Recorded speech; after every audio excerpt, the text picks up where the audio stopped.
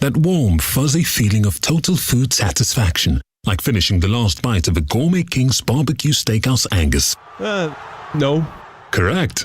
Burger King. That's food fulfillment. I need to get snacks. I need to get drinks. Should have done this beforehand. I need to get treats. Gotta find a BP. Gotta find a BP. Oh, my mates, they won't like me. Gotta find a... Oh, there it is. BP is here for all your big game essentials. Plus, BP Me Rewards members can earn points to put towards great saves. Adam in the car 1, hungry mates, nil. BP, here for all of life's journeys. BP Me Rewards card or app required. For full T's and C's, visit bpmerewards.co.uk. This tournament, prepare for greatness with William Hill. Get ready for last-minute winners, legendary goals, and, straight red cards. Oh, what was he thinking? Win 25% more on every single game this tournament with Bet Builder Extra, online or in the app. Only from William Hill.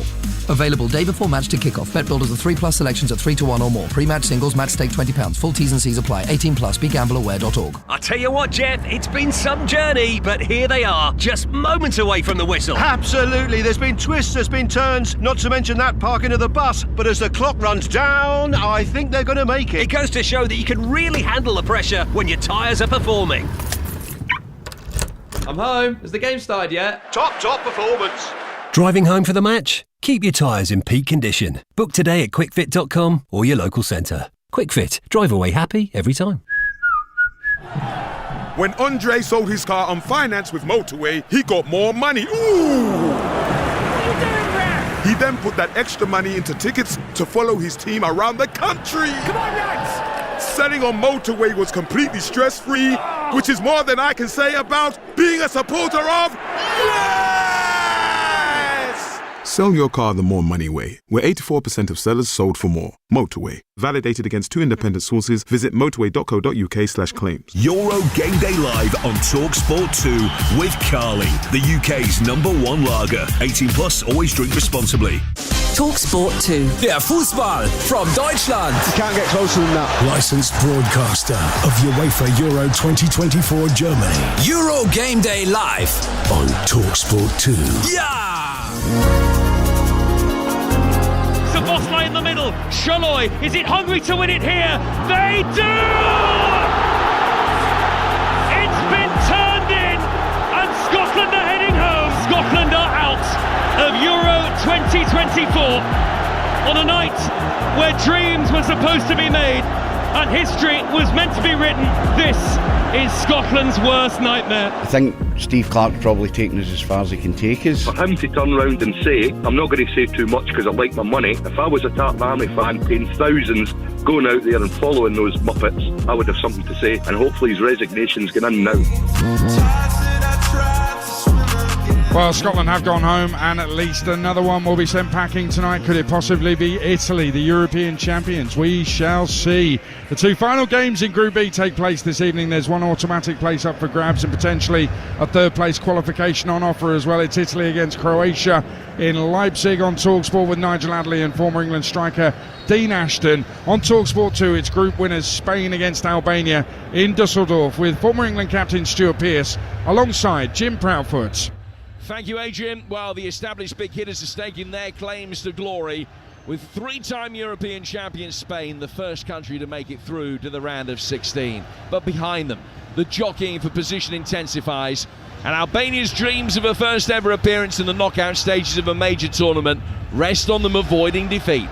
A draw here in Dusseldorf would leave them hoping for the best, but if they can pull off one of the biggest wins in their history, they'll be through, and Italian hearts might be fluttering. The ball in left footed, and he does here, and it's headed in by Lacci, and Albania have the lead. I think we've seen enough from Albania to suggest that they will give Spain a decent game here. Morata one-on-one with the goalkeeper, and Alvaro Morata with a captain's goal slots Spain into the lead. You'd have to say that's probably the best 30 minutes of football that we've seen in the tournament in terms of quality. Spain booked their place as winners in the group of death in the last 16, but Spain all of a sudden are putting themselves in the shop window as potential winners of Euro 2024. Well, Spain's position on top of Group B is assured. That's given them licence to make 10 changes tonight. Aymeric Laporte, the only man to keep his place. He plays because of an injury to Nacho. Jose Perez also injured. Rodri suspended. 8 of the Albanian side were born outside Albania itself, including right-back Ivan Balju, who plays against the nation of his birth. We'll run through the two teams for you very shortly, but let's look ahead now to the action with Carly. Big match preview on Talk Sport 2 with Burger King. Bring home the ultimate food satisfaction. Get your favourites delivered now. And the former England captain Stuart Pearce is alongside me. Stuart, Spain, the side that have caught your eye most in the tournament so far? Yeah, it would be fair to say they are. They've made very light work of this very, very difficult group that they've been picked in. I think they've changed a lot of mentality in regard to favouritism. They were looked at as an outsider, Jim. I don't think they are anymore. Well, we were in Dortmund for Albania's opening game against Italy when they scored after just 18 seconds. What did you make of them? The Albanians, I thought they're on the front foot, very mobile, decent on the counter-attack, always in the game. The Italians never put them to bed, and I thought the Italians played extremely well first half. Longer the game went on, the more the Albanians come back into the game, and with their fan base, which is almost a home game for them in this stadium as we stand at the moment, they'll be roared on for 90 minutes. How did they approach this tonight, bearing in mind that a draw might be good enough, but the bottom line is they're going to have to win, really? I'm not sure you're going into this game thinking a draw and hoping a draw will get you through. For me, they've got to try and win the game. I'll be interested to see the mentality of the Spanish. The Spanish, if they play to their full extent, I think the Spaniards will win the game. As we've often seen with these type of occasions, when one team has got 6 points and qualified, they can lose a little bit of sharpness. Well, that was a look ahead to the action in association with Burger King. Big match preview on Talk Sport 2 with Burger King. Bring home the ultimate food satisfaction. Get your favourites delivered now. And the two flags are just being laid out in front of the tunnel. The Albanian flag, red with the black symbol on the front. The Spanish flag of red and yellow with the crest in the wider yellow band visible to the right-hand side. And the increasingly familiar triangular flags are extended in front of each goal as well. The giant mosaic of the trophy stands just above the centre circle, and the two sets of players will be out very shortly. Let's remind you of the two teams. Spain, David Raya in goal, Navas, Vivian, Laporte and Grimaldo, Zubimendi and Marino, Oyarzabal, Dani Olmo and Ferran Torres, with Joselu, the man leading the line, making his debut in a major tournament at the age of 34. For Albania, Strakosha in goal, Balju, Ayeti, Jimshiti and Mitai, Ramadani and Aslani, Asani, Laci and Bayrami, who scored that very early goal against the Italians, and Manai is the man that leads the line. Two sets of players come out. Spain in their change kit tonight of pastel yellow, looking resplendent in their tracksuit tops as they come out. Albania in their red shirts and black shorts. And both sets of players flanking the Swedish official Glenn Nyberg stand just across to face this near side. Before the game starts, we stand for the national anthems. Firstly, that of Spain.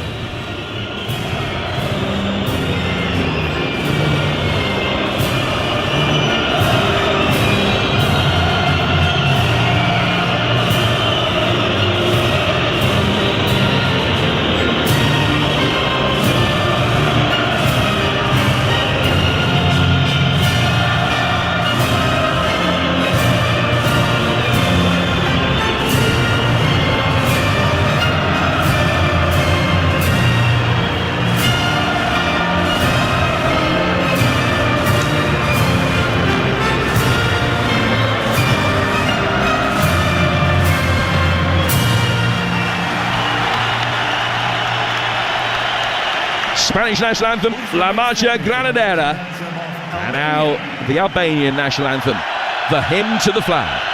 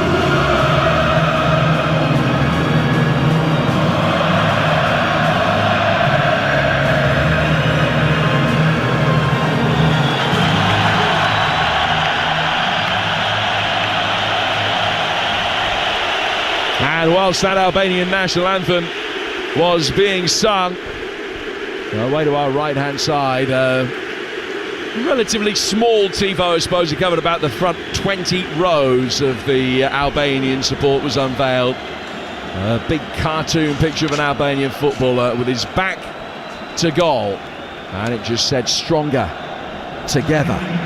A reminder of the maths and who needs what. Spain have won the group. Italy, Croatia and Albania can take any of the positions behind them. For Albania to finish second, they need a win here, and they need Croatia to beat Italy live over on TalkSport. That's providing the Croatians don't win by 2 goals more than Albania. Draw for the Albanians could be enough for them to go through as one of the best third-place teams, but they would need the Croatians to fail to beat the Italians. They'd also need 3 other results to go their way over the next couple of nights. That sounds like a tall order. It could all happen. None of the results they need are remotely inconceivable. But a Spain win tonight and Albania are definitely out. We will, of course, keep you fully briefed with what's happening in Leipzig in the other game. You got the TalkSport app. You can swipe between the 2 matches to catch all the action as it happens. Mercaspiel Arena, a sea of red behind the goal to our left. The hotbed of Spanish support, but they're really outnumbered tonight. The vast majority of the 45,000 or so here behind the Albanians as they try to upset the odds. Pyro away to our right-hand side. Smoke rising towards the roof of the stadium, billowing up. It is the warmest night of the tournament so far. Clear blue skies above us here on the banks of the Rhine. It's certainly a game that the players are glad is kicking off at 9 p.m. local time rather than in the middle of the afternoon. Spanish players just in a huddle. Away to our right-hand side, break away from that now. It is going to be Albania that will get us off and running, kicking from left to right in their red shirts and black shorts, and Spain in their changed kit of pastel yellow. Albania have only ever beaten top 10 opposition 3 times. Victory tonight would be the most famous win in their history. It's 9 years since they last avoided defeat against one of the game's big hitters, but their hopes of reaching the knockout stages for the first time depend on them holding off the much-changed Spaniards here in Dusseldorf tonight. Here's going to be Chazim Laci, who will get us underway with the first kick of the night. Albanians, as I say, kicking from left to right in the first half here in Dusseldorf in the northwest of Germany tonight. We're off and running.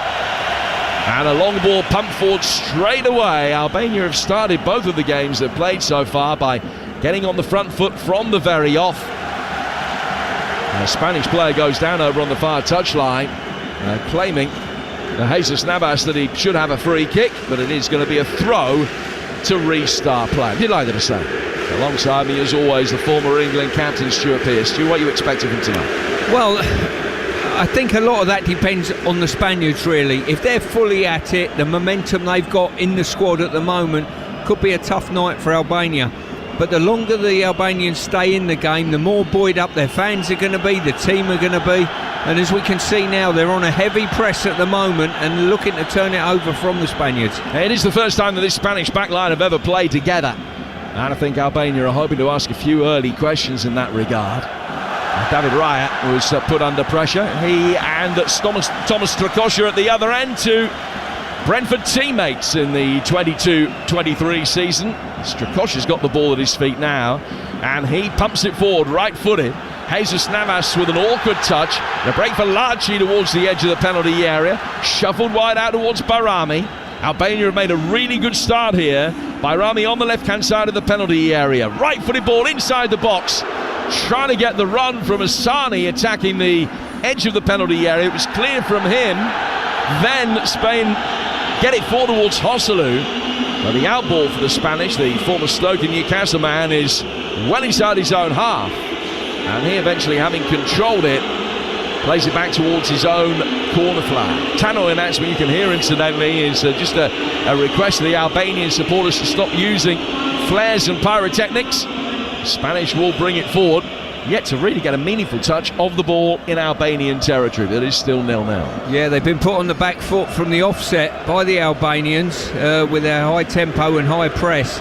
And when the ball come in there, Grimaldo, left back for Spain, done fantastically well defending the far post. Yeah, Grimaldo, who plays his club football here in Germany, not too far from here, just down the road in Bayer Leverkusen. He only made his debut back in November, but an integral part of the Leverkusen side that swept all before them domestically and nearly all before them on the continental stage as well over the course of this season. Here the Spanish will bring it forward again with Laporte.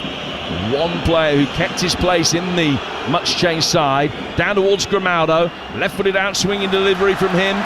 Headed away by Mitai towards the edge of the penalty area. Then a touch comes from Zubimendi. And it's clear by the Albanian midfielder Aslani. And he's done well to flick it into the nearest Spaniard and out of play for a throw that will be taken over on the far touchline. Live over on TalkSport right now. It's also 0-0. This one, 0-0 with 3 minutes gone. Albania against Spain here on TalkSport 2. Yeah, I think the situation we're faced, Jim, with third-place teams going through leaves everything open to the last game. And as we stand at the moment, any team in this group can progress into the next stage. Yeah, Spain have won the group, but the other 3 teams could all finish second, third or fourth. The bottom line is, on a mind of a few mathematical subtleties, Albania know that they're out if they lose, and Croatia know that they're out if they lose against Italy over on TalkSport. And both games, as I mentioned, are currently 0-0.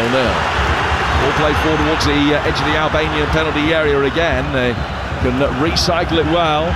Laci making a run through the middle of the penalty area. There was no cross forthcoming. Bayrami will turn away and feed Mitai. Mitai inside the box for Chazim Laci again. Out towards the left-hand touchline.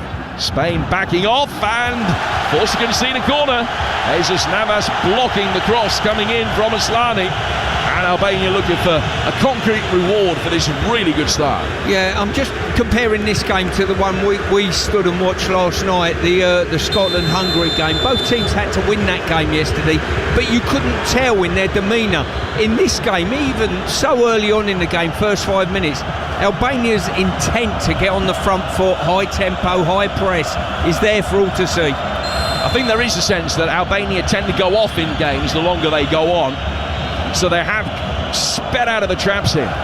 In towards the near post, the corner, not the best. Laci trying to flick it on. It's come off the top of his head, bounces back out towards the corner taker. Slani turns it back forward again. But Laci would have been offside. And the ball just runs innocuously through for a goal kick that's going to be taken by the Spanish goalkeeper, David Raya. Quick word about Jesus Navas. 38 years old, tonight playing the 926th game of his career for club and country. Recall for the National League, for the Nations League, I beg your pardon, last season after 4 years out of the picture. Last tournament appearance before tonight was in the semi-finals of Euro 2012. He's had a dozen years without playing at a major tournament, but back involved tonight, the former Manchester City man. Yeah, he's been a super pro over his career. I was tipped off by Terry Gibson, I think, who was scouting in Spain at the time. When I was Manchester City manager, we couldn't secure his move to Manchester City. Subsequently come to Manchester City after I'd left, but we were looking at him as an out-and-out right winger then. He's played, I don't know how many games as a right back, Jim, you know, or in that sort of area, a more deep-lying role. Yeah, moved back a few years ago, and a major part of the Sevilla side that had success in Europe.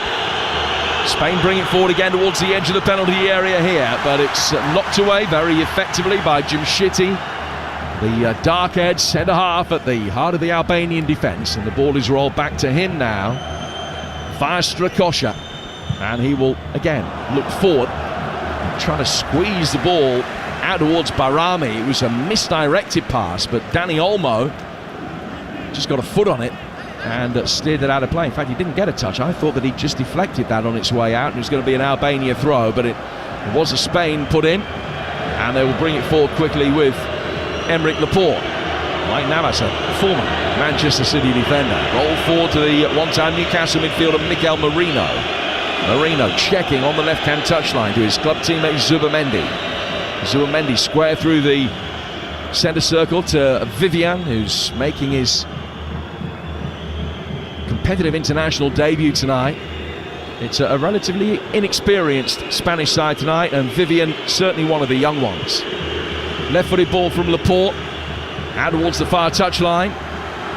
Cleared. Barami chasing after it for Albania. Vivian's got it again, and he will just control it and go back for David Raya. Raya is winning his 6th cap tonight for Spain. 4 from the back. 0-0 with 7.5 minutes gone here in Dusseldorf. Still 0-0 in Leipzig as well between Croatia and Italy. Ball inside the penalty area. Ayeti, the shaven-headed centre-half for Albania, gets it away. Picked up though on the left-hand touchline by Grimaldo. Grimaldo just trying to turn a little reverse ball down the left-hand side of the penalty area. It's very well defended by the retreating Chazim Lachi.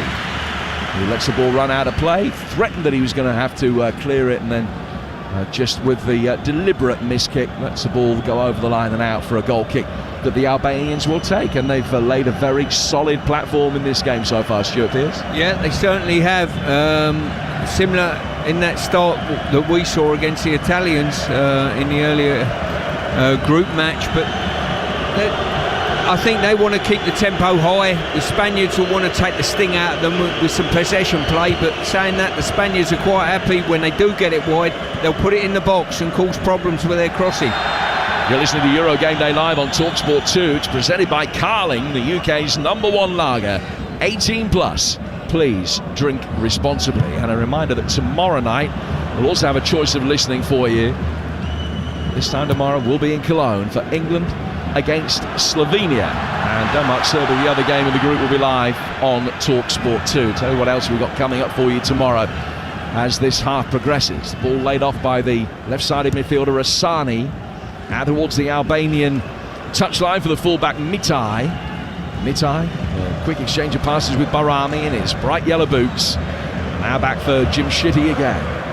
He'll turn it, the Albanian number 6, play to his left, squeeze forward for the intended run of Manai, but it was overhit for him and goes through for David Raya. It's the first time they try to get the ball in between the two centre-halves for a run from Manai. Yeah, Manai started his run, thought he'd be offside, checked his run, and the ball was played perfectly for the initial run.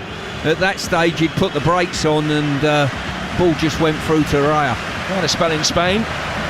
Did Manai, who's playing his club football in Turkey now with Sivasspor. He got 22 goals this season, which might come as a surprise to Watford fans, who only saw him score once in his time with the Hornets. Jesus Navas. Over on the Spanish right-hand side, played back into a central area again for Vivian. Vivian to Laporte. Laporte getting it onto his left foot, down to the left-hand touchline for Oyafabel. Albania just pen back in inside their own final third for a moment, but a through ball was easily intercepted by Asani, and he's going to be able to play it out to the left-hand touchline to get Aslani. making his way forward. One of the most highly regarded of the players in this Albanian team. Slani, who's on the books of Inter Milan, made more than 30 appearances for him this season, so much more than merely a peripheral squad member. Down towards Baliu on a big night for him, the Spanish-born right back who is on the books of Rayo Vallecano. And from one side of the Albania back line, the right over to the left. Now played forward towards Manai, but his layoff was intercepted easily by Dani Olmo, who read it ahead of Ramadani.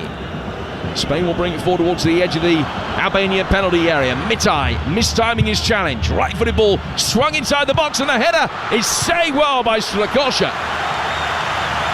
Marino it was that powered it into the ground, and Strakosha dived to his right-hand side, got his body behind it and was able to get it away, and it goes out of play for a Spanish throw. It's the one clear opportunity that we've seen through the opening 10 minutes or so here. Now a cross comes in, Hoslu attacking that, and his header flies a fraction over the bar. Good start for Albania, but that's an excellent 90 seconds for Spain. Well, it's interesting. This tiki-taka Spanish side are certainly free-flowing and happy to put the ball in the box. Delivered a couple of wonderful crosses, I've got to say. And Marino with the first one. Goalkeeper done very well getting down to his right-hand side. Well, I've sat beside you on hundreds of occasions watching games. I think the one prediction you've ever made which most impressed me was after a 6-0 Spanish win in the first game of the last World Cup, a 6-1 win, and you said that there's no chance that they can win the World Cup with the football they're playing. You said it was just possession for possession's sake, and of course you were proved absolutely correct that they've changed so much over the last 18 months, to the extent that the game against Croatia early in this group, they only have 47% of the ball, which is the lowest in any competitive international they played in 16 years. They'll work it forward again here and score. Ferran Torres coming in off the right flank, took it on his left foot and slid it across the face of Strakosha in off the far post. Albania with an excellent start in this game, but it's Spain with their potency up front that take the lead. Ferran Torres, 1-0. Well, if there was any doubt at all whether this Spanish second string were going to turn up and really have a go at this game, some of their clinical play, couple of crosses in the box, just softened the Albanians up, and what a wonderful through pass that was. This will be interesting whether he's onside or not. It's very, very close, but he cut in from the right-hand side, just opened his body up and slid it into the far corner. Wonderful finish from a very, very direct Spanish side. Well, he scored in the last meeting between the two nations, Ferran Torres, and he now nets his 20th international goal in this one. And Albania, who started the night with so much work to do, have seen the size of their task intensify. It was close to being offside, but he was on. The goal stands, and Albania, cheered on by about 39,000 here in Dusseldorf, have seen their contingent of the crowd broadly silenced. It's the Spanish fans you can hear now, with Ferran Torres with the breakthrough. Yeah, just going back to your point earlier before the goal, Jim, we watched the Spaniards in that first game of the World Cup. They won 6, and I looked at them and I thought, even though you've scored 6 goals, I don't see a World Cup winners here. You're a mile off it. And lo and behold, they're out the tournament very, very quickly after the group stages, I think, from memory. And they have had a major overhaul about the way they play. And just looking at this team, playing through the thirds, very clinical, into wide areas, balls in the box, people attacking it. It's very good on the eye. Yeah, Luis de la Fuente has done a marvellous job. He's already won the Nations League with Spain. It's only his 17th game in charge in this spell. He's only lost 2 of them. Spain on the front foot again now, but have given a free kick away for a foul on Ramadani in the heart of the Albanian midfield. 1-0 to Spain, 0-0 Croatia against Italy in the other game in this group, which is live for you right now over on Talk Sport. So the group as it stands, Spain 9, Italy 4, Croatia 2, Albania 1. The Albanians would be going out. Croatia would be all but out, you would imagine. 2 points with a poor goal difference. They also need more really than a 0-0 draw tonight, but that's what they've got against Italy right now. Here's Marino on the left-hand side to find Grimaldo. Grimaldo approaching the edge of the penalty area, checks back and plays back in towards Mikel Merino again. Zubimendi is in there. His pass back for Merino, not the best. It took a deflection, but one time Newcastle man was able to rescue it anyway. One back then by Asani for Albania, who stops, having had his shirt pulled. And the Swedish referee agrees with him that there was an infringement, so play is pulled back for a free kick that the Albanians will take on halfway. 2 games they've played so far, Stu. They've scored quite an early goal in both of them. They have only taken 1 point from 2 winning positions, and now they've got to try and come from behind in this one. Yeah, different mentality totally, and Spain obviously come out with showing intent, having wrestled momentum back from the Albanians' early pressing, but you wouldn't rule them out at the moment. There's a lot of football to be played in this game. Asani into the feet of Laci inside the penalty area. Ballieu back for Laci, whose deflected cross will be easily cleared, and a chance for Oyafabel, who's come on as a central striker in both of the games so far, but playing in a wider position tonight. Predominantly out on the left, and he lays it back through the midfield. Ferran Torres, who's come off the bench in both of the previous games as a right winger, is fulfilling that role. He's the man whose goal is the difference between the two sides at the moment here on TalkSport 2. He's just tried to feather a little ball into the path of the third man run from midfield. Just too much on it for Navas, and it's gone out of play for a goal kick that'll be taken by Strakosha here in Dusseldorf on a gorgeous summer's night. 1-0 to Spain in the early stages. Ayeti working the ball through the midfield, and a little bit of space for the retreating Manai, who comes back in and drops it off at the feet of Aslani. From him out to the left-hand touchline for Mitai. Ramadani now, wearing 20, still inside his own half, working it down to this near touchline for Ivan Ballieu. Ayeti, the bearded centre-half, back for his goalkeeper against Strakosha.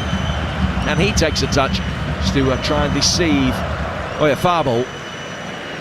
And he slows it down almost to a standstill inside his own penalty area before driving it forward. Manai always likely to be beaten by the physical presence of Danny Vivian.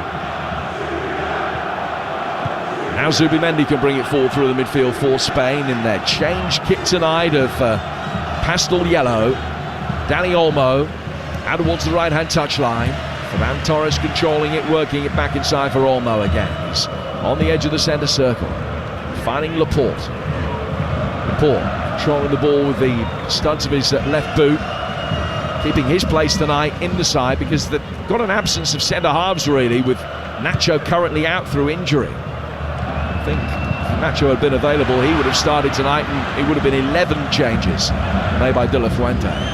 Then you're making just the one, finding themselves a goal down, but they've got a throw here in the right-back position, level with the edge of their own penalty area. Still Croatia 0, Italy 0, and here in Dusseldorf with 19 minutes on the clock, it's Albania 0, Spain 1. Here's Stuart Pearce.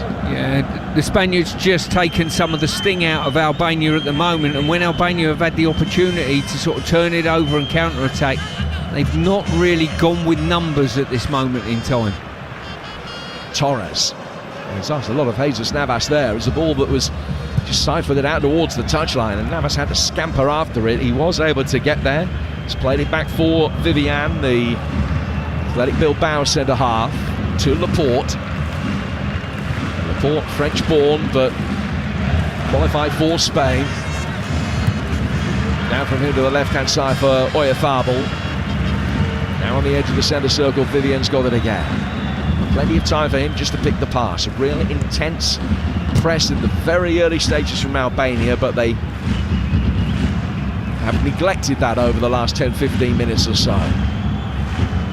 Just allowing Spain much more of a foothold in the game. Well, they had a good 90-second, 2-minute spell immediately prior to Ferran Torres' excellent finish for the goal after a sublime Dani Olmo pass. Laporte on halfway. Work forward here for Zubimendi. Zubimendi to Marino. Back for Laporte. Laporte to his right-hand side for Vivian. Spain difficult prospect to try and get possession off when they're in this kind of mood. Yeti getting it away, and Vivian will pick it up at the back again for Spain, who are now camped in Albanian territory. It was the other way around in the first 6-7 minutes of the game. Mitai, the left back for Albania.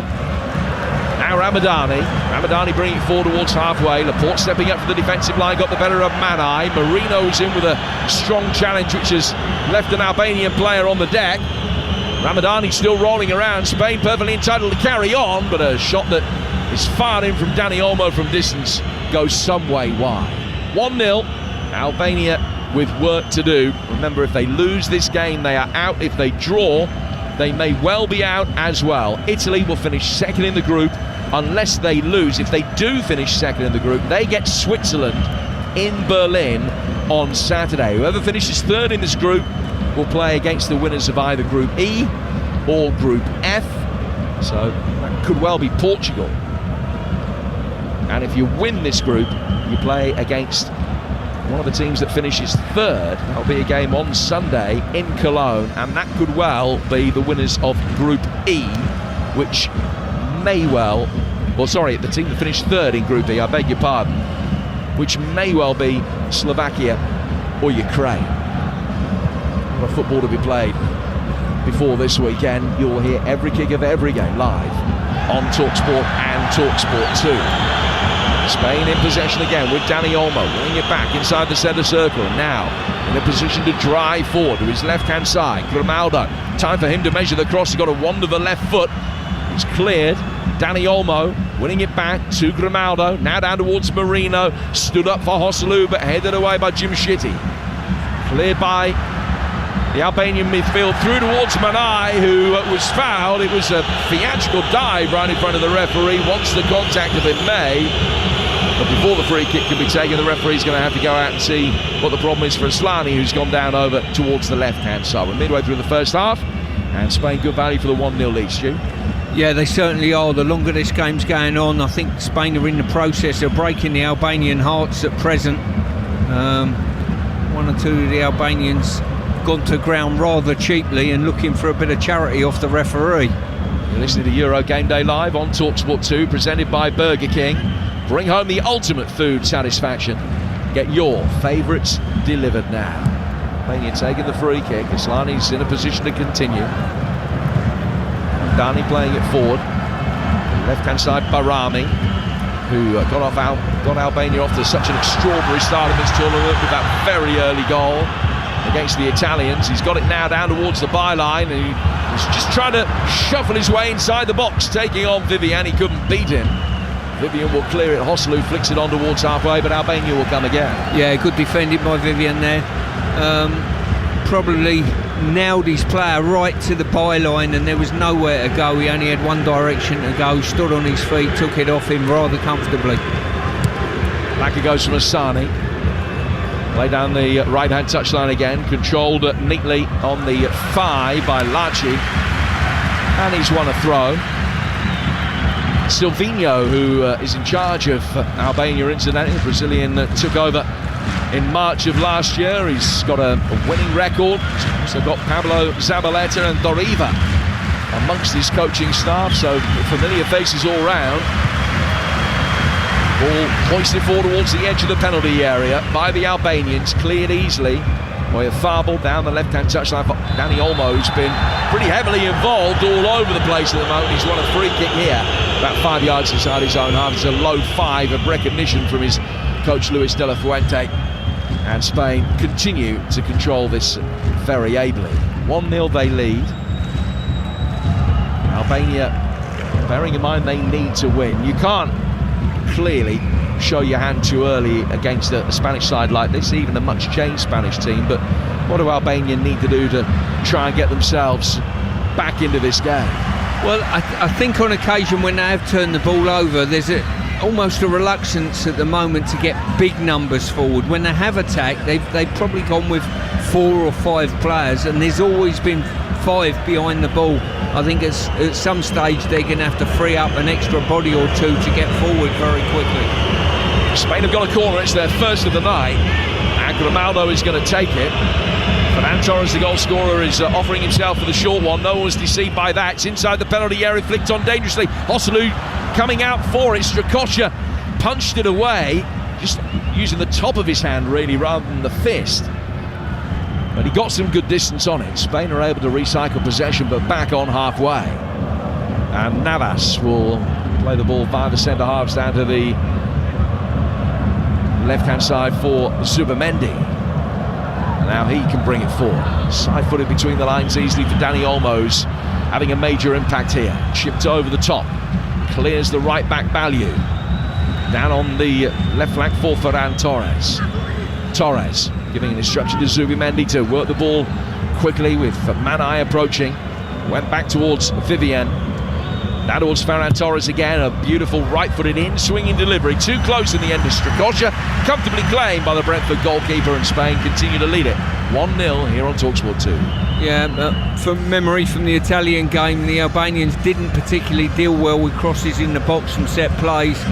Certainly I remember the first Italian goal, very loose with their marking, and to be quite honest with you, they've not got first contact in a lot that's come in the box already. Yeah, Yeti and Jim Shitty, the two centre-halves, one who plays in Romania, the other, the Swiss-born left-footed defender, Jim Shitty, who plays his club football for Atalanta. He was part of the side that won the Europa League this season. That extraordinary Ademola Lookman hat-trick got them over the line against Bayer Leverkusen, so Jim Shitty up against Grimaldo again here tonight, as he was that day. Throw to the Albanians will be taken right in front of the Spanish technical area. 0-0 in the Croatia-Italy game, though the Italians have just forced a really good save from Livakovic. That one remains 0-0. It's live view right now over on TalkSport. This one 1-0 to Spain. And Albania got it with Jim Shitty, but it just took an awkward little bounce in front of him, so as he tried to clear it, just hooked high up in the air rather than getting any significant distance on it. Well won back though by the left back Mitai. He's turned it inside his own penalty area. Didn't fancy it on his right foot, so had to turn back out again on his left, but he played it off Oyarzábal and out for a throw that'll be taken by the Albanians in their left back position. Yeah, Mitai done very well seeing the run out, but when he was facing his own goal, a simple ball back to the goalkeeper would have been suffice. Instead he's got himself a throw-in his own corner flag. Albania are able to flick the ball on, and Bayrami is able to get on the end of the flick on. Vivian tracks him, played forward through the midfield for Larchi. Zubamendi ducked his head in bravely, knowing that Larchi was going to be raising his right boot towards the ball. Zubamendi won it. Albania get it back, but lost a little bit of territory in the process. Asani is put under good pressure by Grimaldo. Lays it back for a Yeti. In through the midfield for Ramadani. And now back for Strakosha again. Albania coming into this on the back of that 2-1 defeat to Italy and a 2-2 draw with Croatia, where Jasulu had scored an own goal in that game, equalised in the 4th minute of stoppage time. They were going out if they hadn't scored that goal. So he threw them a lifeline, but it's one at the moment they're unable to take because the scores as they are tonight in Group B, the Albanians will be finishing bottom of the group and will be eliminated. Need a draw as a bare minimum and really need to win this game to give themselves a significant chance of progression.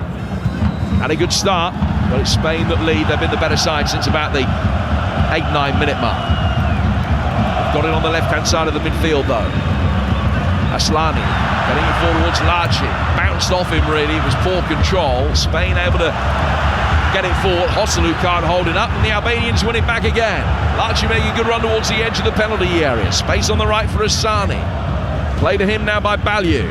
Asani left-footed, he's put far too much on that. So curved it inside the penalty area, trying to pick out the run of Manai, who's not the tallest. He's certainly much shorter than the two centre-halves he's up against. Not likely to win much in the air, and nobody's likely to win that because it was hit about 3 times as hard as it needed to be, and goes out of play for a goal kick that David Raya is going to take.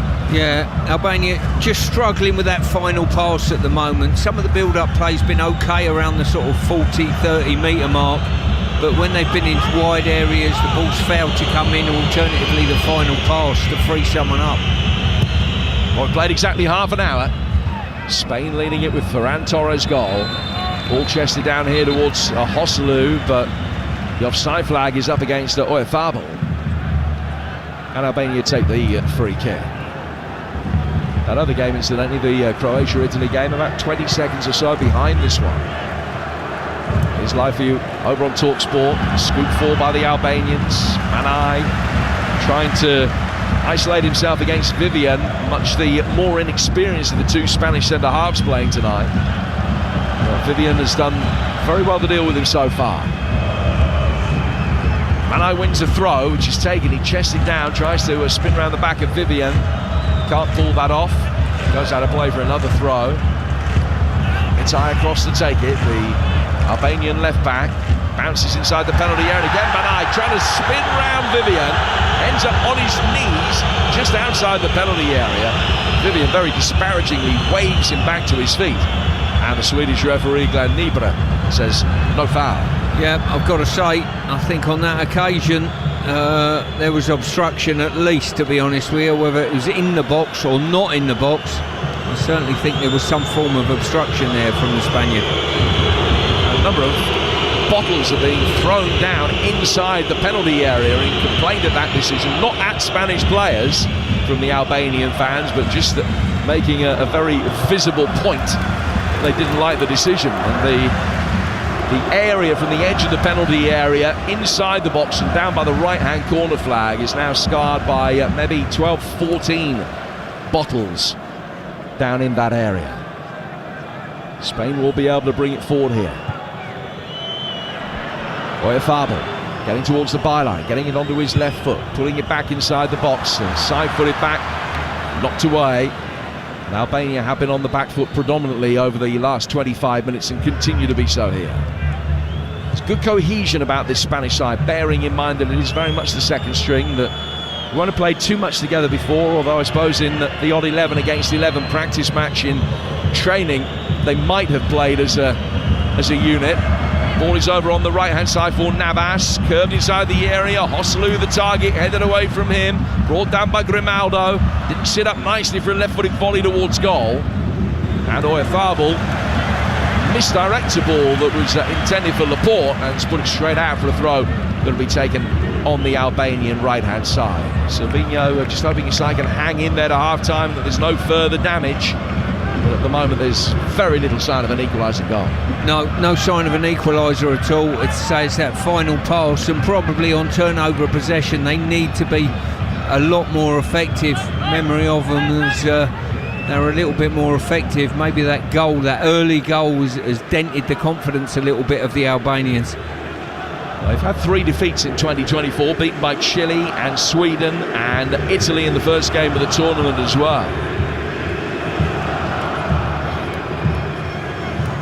Spain, on the other hand, coming into this on the back of 8 successive wins in competitive internationals, which is some record. Last one 9 in a row back in the period between 2014 and 2016. It was a run that was ended by Croatia in the 2016 Euro. Spain on the front foot again, turning it forward, getting towards the byline, chipping it up inside the box. Strakosha will see it bounce inside the 6-yard box, but he knew there was no chance Oyarzabal was going to get there first, and Balliu sweeps up, clears his lines and puts it behind for a corner.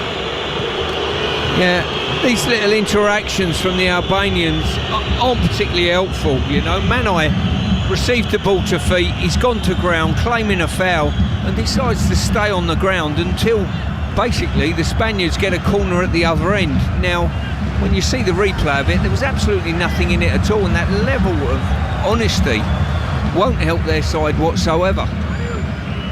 Corner taken short by the Spanish, who've had 60% of the possession so far. They've had all 4 shots in the game. Albania yet to muster a single attempt on David Raya's goal. He gets a touch of it now. Spain from the corner worked it steadily backwards. Raya fielding it about 10 yards outside his own penalty area in a very central position. Displays it to his left-hand side for Laporte. And Laporte is able to work it forward towards Grimaldo. Laporte gets it back again. And controlling it, plays it past Laci. Down towards Vivian. And Vivian goes out towards the right flank for an opportunity for Jesus Navas to bring it forward. 1-0 Spain leading this one here on TalkSport 2. Inside the centre circle, it's worked forward towards Joselu. Oslo, what a season he had for Real Madrid, his boyhood team. Towards the edge of the penalty area, clipped in by Zubimendi, headed away by the retreating Mitai. He's going to have to chase after and stop it going out of play for a corner.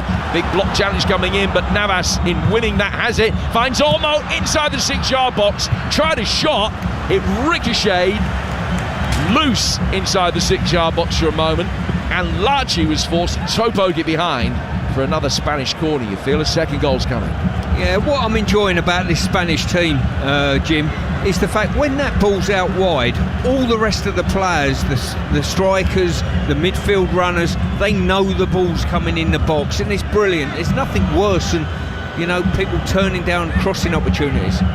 5 in the penalty area for this corner, which Strakosha can beat away with both hands. Dani Olmo then flighting it back in.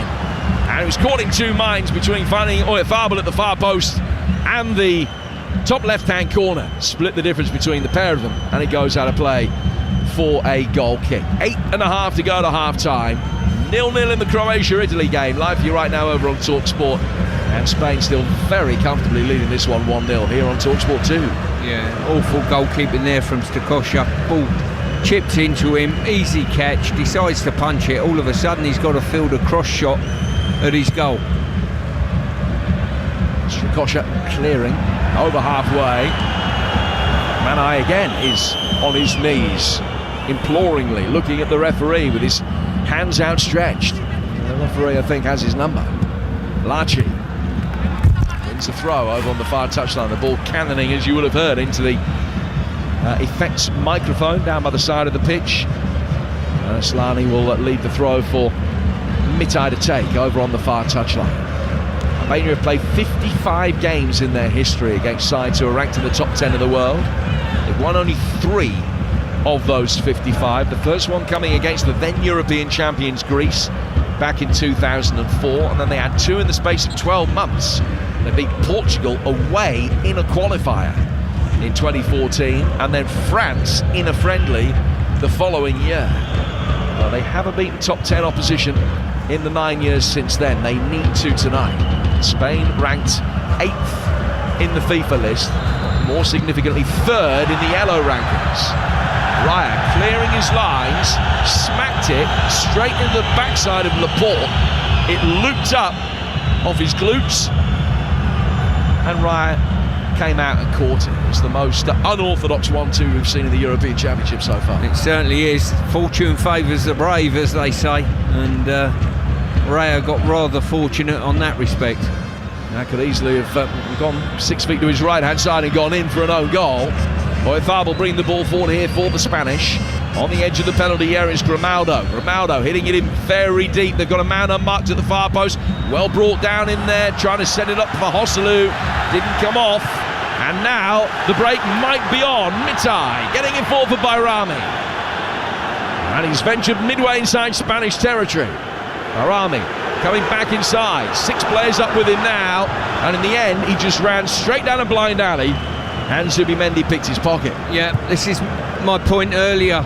Turnover of possession from a defensive area in their own box, and really they needed to go more aggressively and quicker. By the time they got up there, it had run aground a little bit, couldn't find a pass, and the Spanish defenders and midfielders got back and dealt with the situation.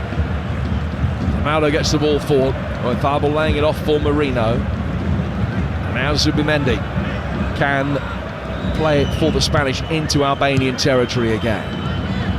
Ronaldo, the left back, right in front of Silvina, the Albanian coach.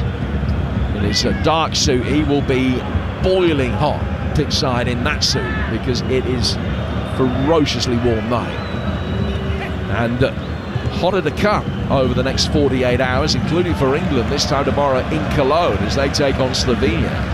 The build-up starts at 7 from in the stadium ahead of an 8 o'clock kickoff. Of course, we'll be talking England all day for you on the TalkSport network tomorrow, including with Jeff Stelling and Ali McCoist from breakfast as the build-up starts tomorrow morning here on TalkSport with Jeff and Ali from 6 your time.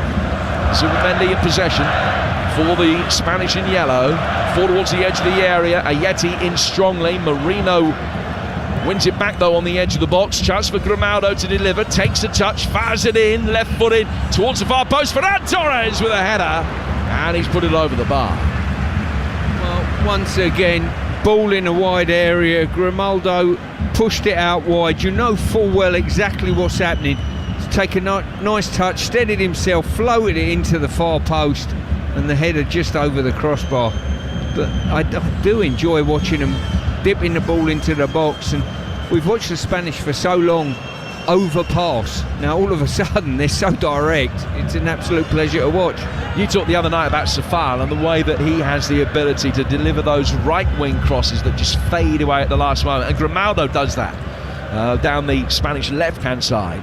Torres, knowing that they're coming, just peels out towards the right hand side of the penalty area. Albania defending so narrow that he's going to win most of them in the air because he's unmarked. Yeah, he certainly is, and as I say, it should be the stock ball of any wide player, whether it be a winger or a fullback, just curling round the ball, fading it away from the goalkeeper and encouraging your forwards to come onto it. Croatia, Italy still 0-0. This one 1-0 to Spain here in Dusseldorf tonight.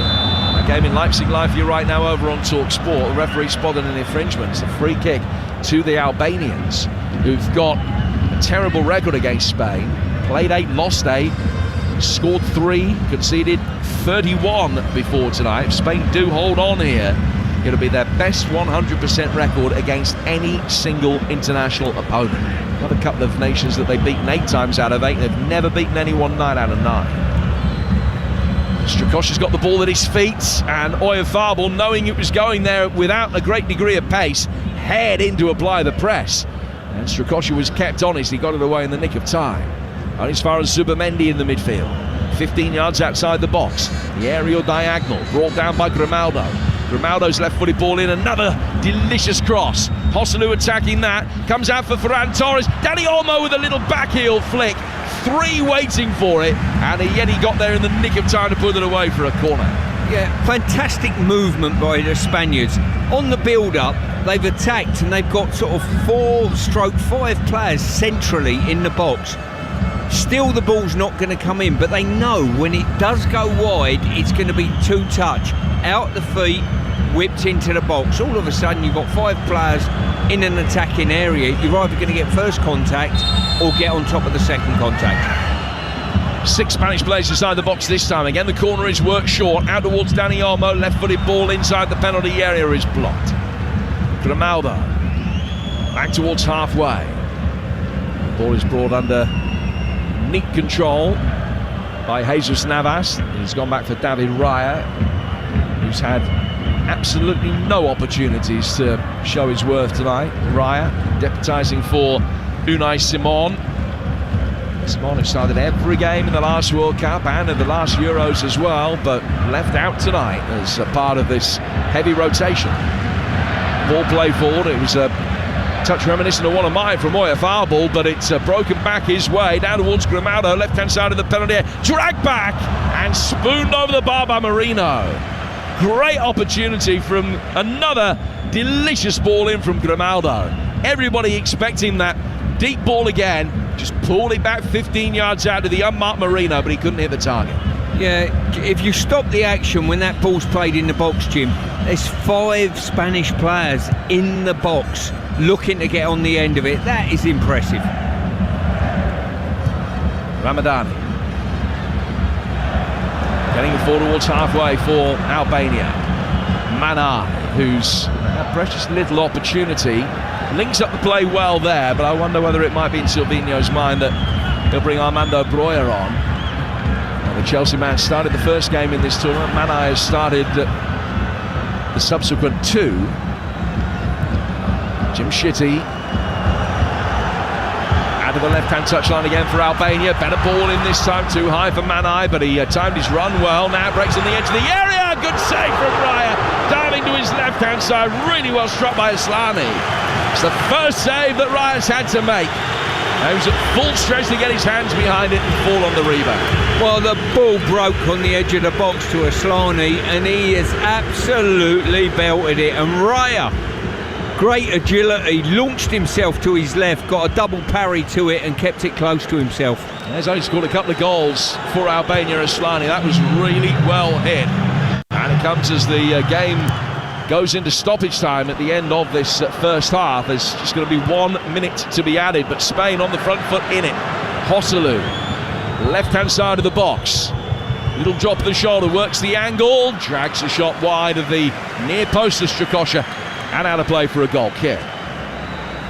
Yeah, first opportunity there for a long time in this game from the Albanians. A wonderful strike, dealt with, but the Spanish replied with a breakaway of their own, and Joselu just pulled his shot across the near post.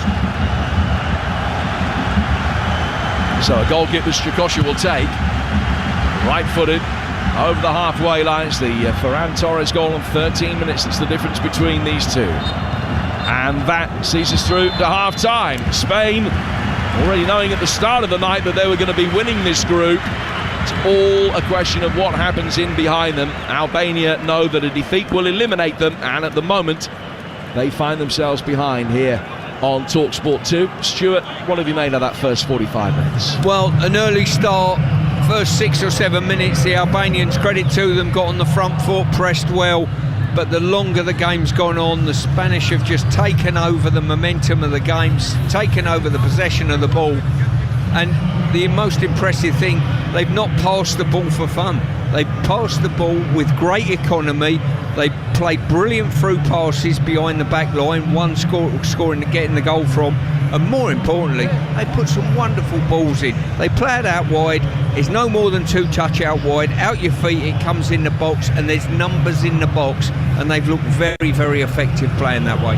They are playing against the side who, in terms of the rankings, are the lowest seeds in the entire tournament, Albania. But they've proved over the last 10 years that they can punch above their weight, that they're very game, and we've seen that in patches in this tournament here as well against Italy. Does this prove that the side that you described as the best that you've seen so far over the last 10 days also have the strength in depth? That was a question mark whether they had that with a young squad, but it looks from what we've seen tonight that they do. Yeah, I think they played extremely well. I think you mentioned it in commentary. They've looked seamless. They look as though they're comfortable in each other's company on the football pitch as a team. They know exactly what they're doing. They know when the ball's out wide, it's coming in the box, you know, so I've got to make the box. They're making the box in big numbers, and they're a pleasure to watch at the moment. The plus for the Albanians, it's only 1-0. So why it's only 1-0, they've still got an opportunity. If you look at the Albanians and say, you're going to get an equaliser in this game, they might say, coming away from this tournament, if they do go out on 2 points, 2 draws in this group is a step forward in our evolution as a country, footballing wise. Well, the whole of the second half is to come. A reminder that the other game tonight in Leipzig is live for you right now over on TalkSport. That's also half-time. Croatia against Italy is 0-0. So as things stand in the group at the moment, Spain have 9 points, Italy 4, Croatia 2, and Albania 1. Albania would be out, Croatia wouldn't mathematically be out, but 2 points with a goal difference of -3. Unlikely, not impossible, but unlikely to see you as one of the sides with one of the best third place records. They would probably fall just short. So work for Croatia to do, certainly work for Albania to do, and we've got the second half of both games coming up for you on the TalkSport network. Don't go away. Official broadcaster of UEFA Euro 2024, Germany. All too easy. This is TalkSport 2. Euro Game Day Live on TalkSport 2 with Carling, the UK's #1 lager. 18 plus, always drink responsibly. Let's go live to hear about that winning goal. The crowd's gone absolutely wild here. How on earth do you sum up your emotions right now? Amazing. A hat-trick is just the best feeling ever. Is it though? Is kicking a ball into the back of the net really better than food fulfillment from Burger King? That warm, fuzzy feeling of total food satisfaction. Like finishing the last bite of a Gourmet King's barbecue steakhouse Angus. No. Correct. Burger King. That's food fulfillment. When Andre sold his car on finance with Motorway, he got more money. Ooh! What are you doing there? He then put that extra money into tickets to follow his team around the country. Come on, lads! Selling on Motorway was completely stress-free, which is more than I can say about being a supporter of... Sell your car the more money way, where 84% of sellers sold for more. Motorway. Validated against 2 independent sources. Visit motorway.co.uk/claim. Get match ready with club card prices. Like Pringles 185 grams, now £1.45, down from £2.25. With Tesco Club Card, everyone can feel to lower prices. Tesco, every little helps. Majority of larger stores end 16th July. Club Card or app required. This tournament, prepare for greatness with William Hill. Get ready for last-minute winners, legendary goals, and straight red cards. Oh, what was he thinking? Win 50% more on every England game this tournament with Bet Builder Extra, online or in the app. Only from William Hill. Available day before match to kick-off. Bet Builders are 3+ selections at 3-1 or more. Pre-match singles, match stake £20. Full T's and C's apply. 18+. BeGambleAware.org. Strength comes from confidence, both on and off the pitch.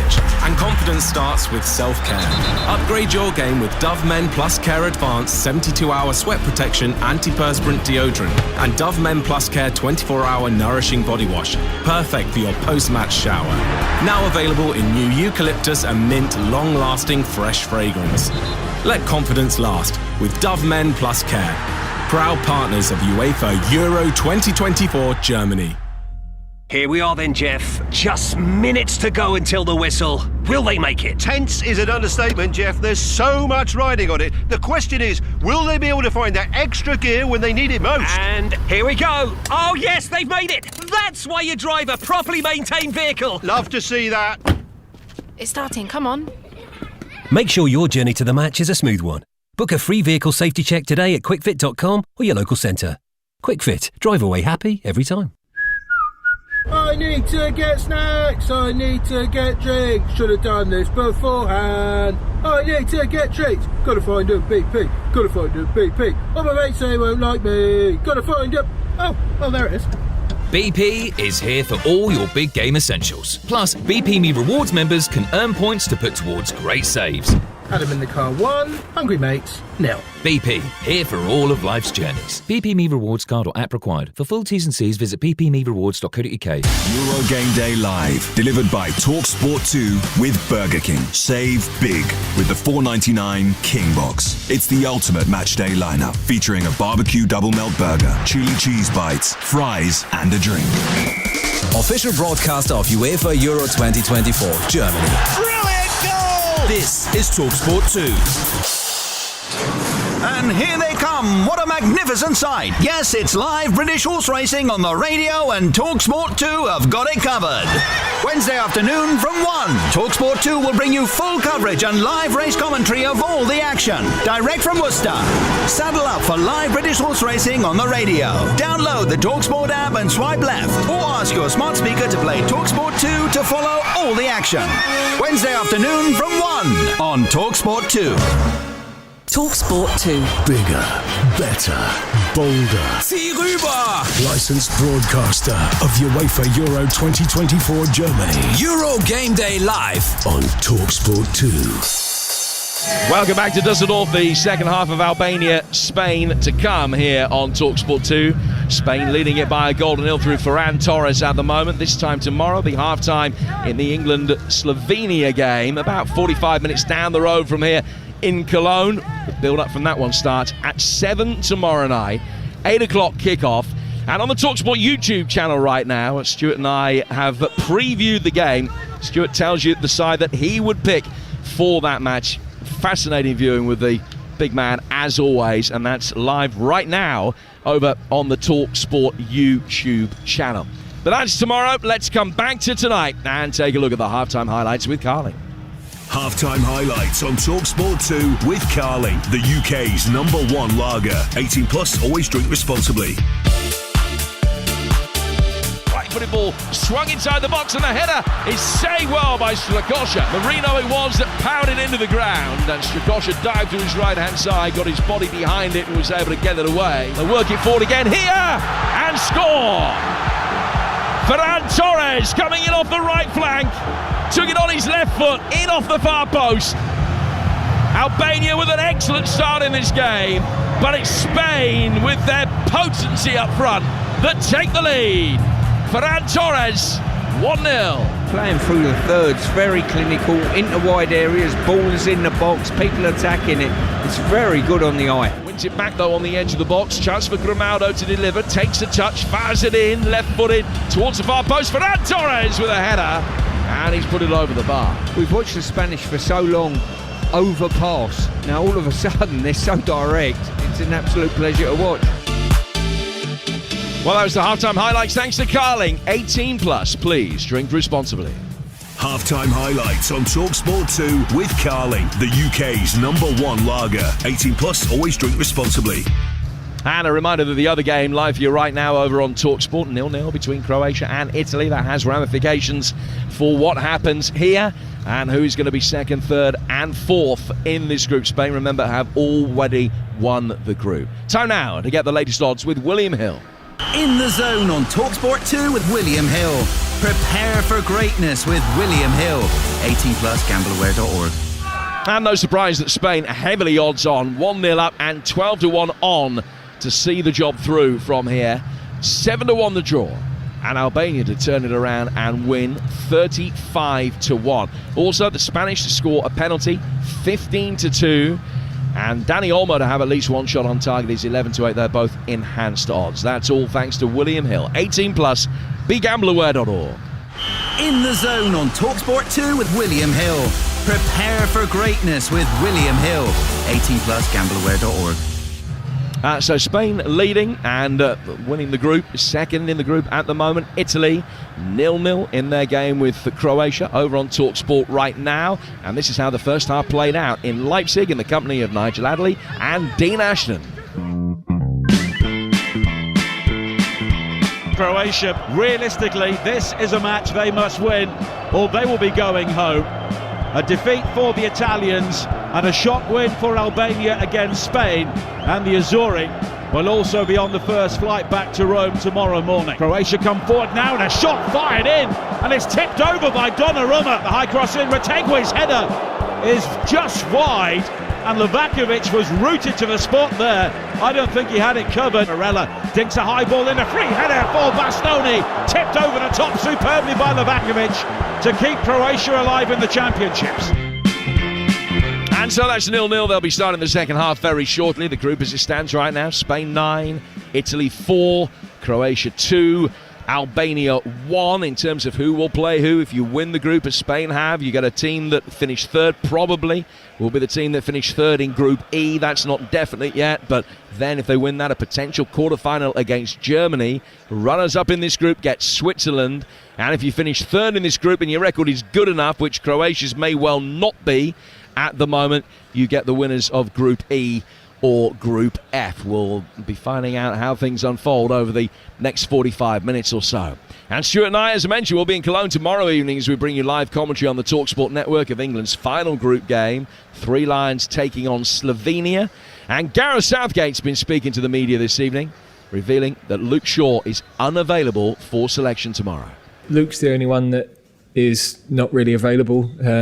He'll possibly change with the team tomorrow, but he's not quite ready to be involved in the game yet. We've always known that we are one of the teams that could win the tournament, and we also knew that Spain, France, Germany, Portugal, you've only got to look at the squads and the quality of players. You look at Croatia, who have to win tonight to stay in the tournament. That's the level of this competition. It's incredibly high. So we haven't changed our objectives, what's possible. We know to do that, we've got to find a different level to what we've shown so far. But I'm expecting that we'll do that. And England going into that game, of course, 2 points clear at the top of the group. Denmark against Serbia. The other game tomorrow night will be live for you contemporaneously on TalkSport 2. Stuart, what have you seen from the way that Spain have played tonight that you would hope to see in 24 hours' time from England? The directness, I think the energy to get players in the box, the ball when it goes into wide areas coming in the box, so the rest of the team know, look, I have to make the box because that's where the ball's coming from. And you've only got to look at Jude Bellingham's goal for England, ball out wide into the box, runs into the box and delivering. And that's the sort of thing, that high energy running towards the opposition's goal, I think is vitally important for us tomorrow, Jim. Well, England will win Group C with a victory over Slovenia. It is live on TalkSport. Build-up starting at 7. Denmark against Serbia, which could become highly relevant, be live on TalkSport 2. Before those games tomorrow, incidentally, the concluding fixtures in Group D, with the Netherlands, France and Austria all with a chance of winning the group. Netherlands-Austria on TalkSport from 5. France-Poland on TalkSport 2. So 2 games for you on your way home from work tomorrow. A change being made by the Spanish at half-time ahead of the second half of this one. And Robin Lenormand, the Real Sociedad French-born centre-half, has come on to replace Aymeric Laporte. So Laporte, the one player retained, taken off at half-time, and Lenormand on to replace him. That's the only change that either manager has made.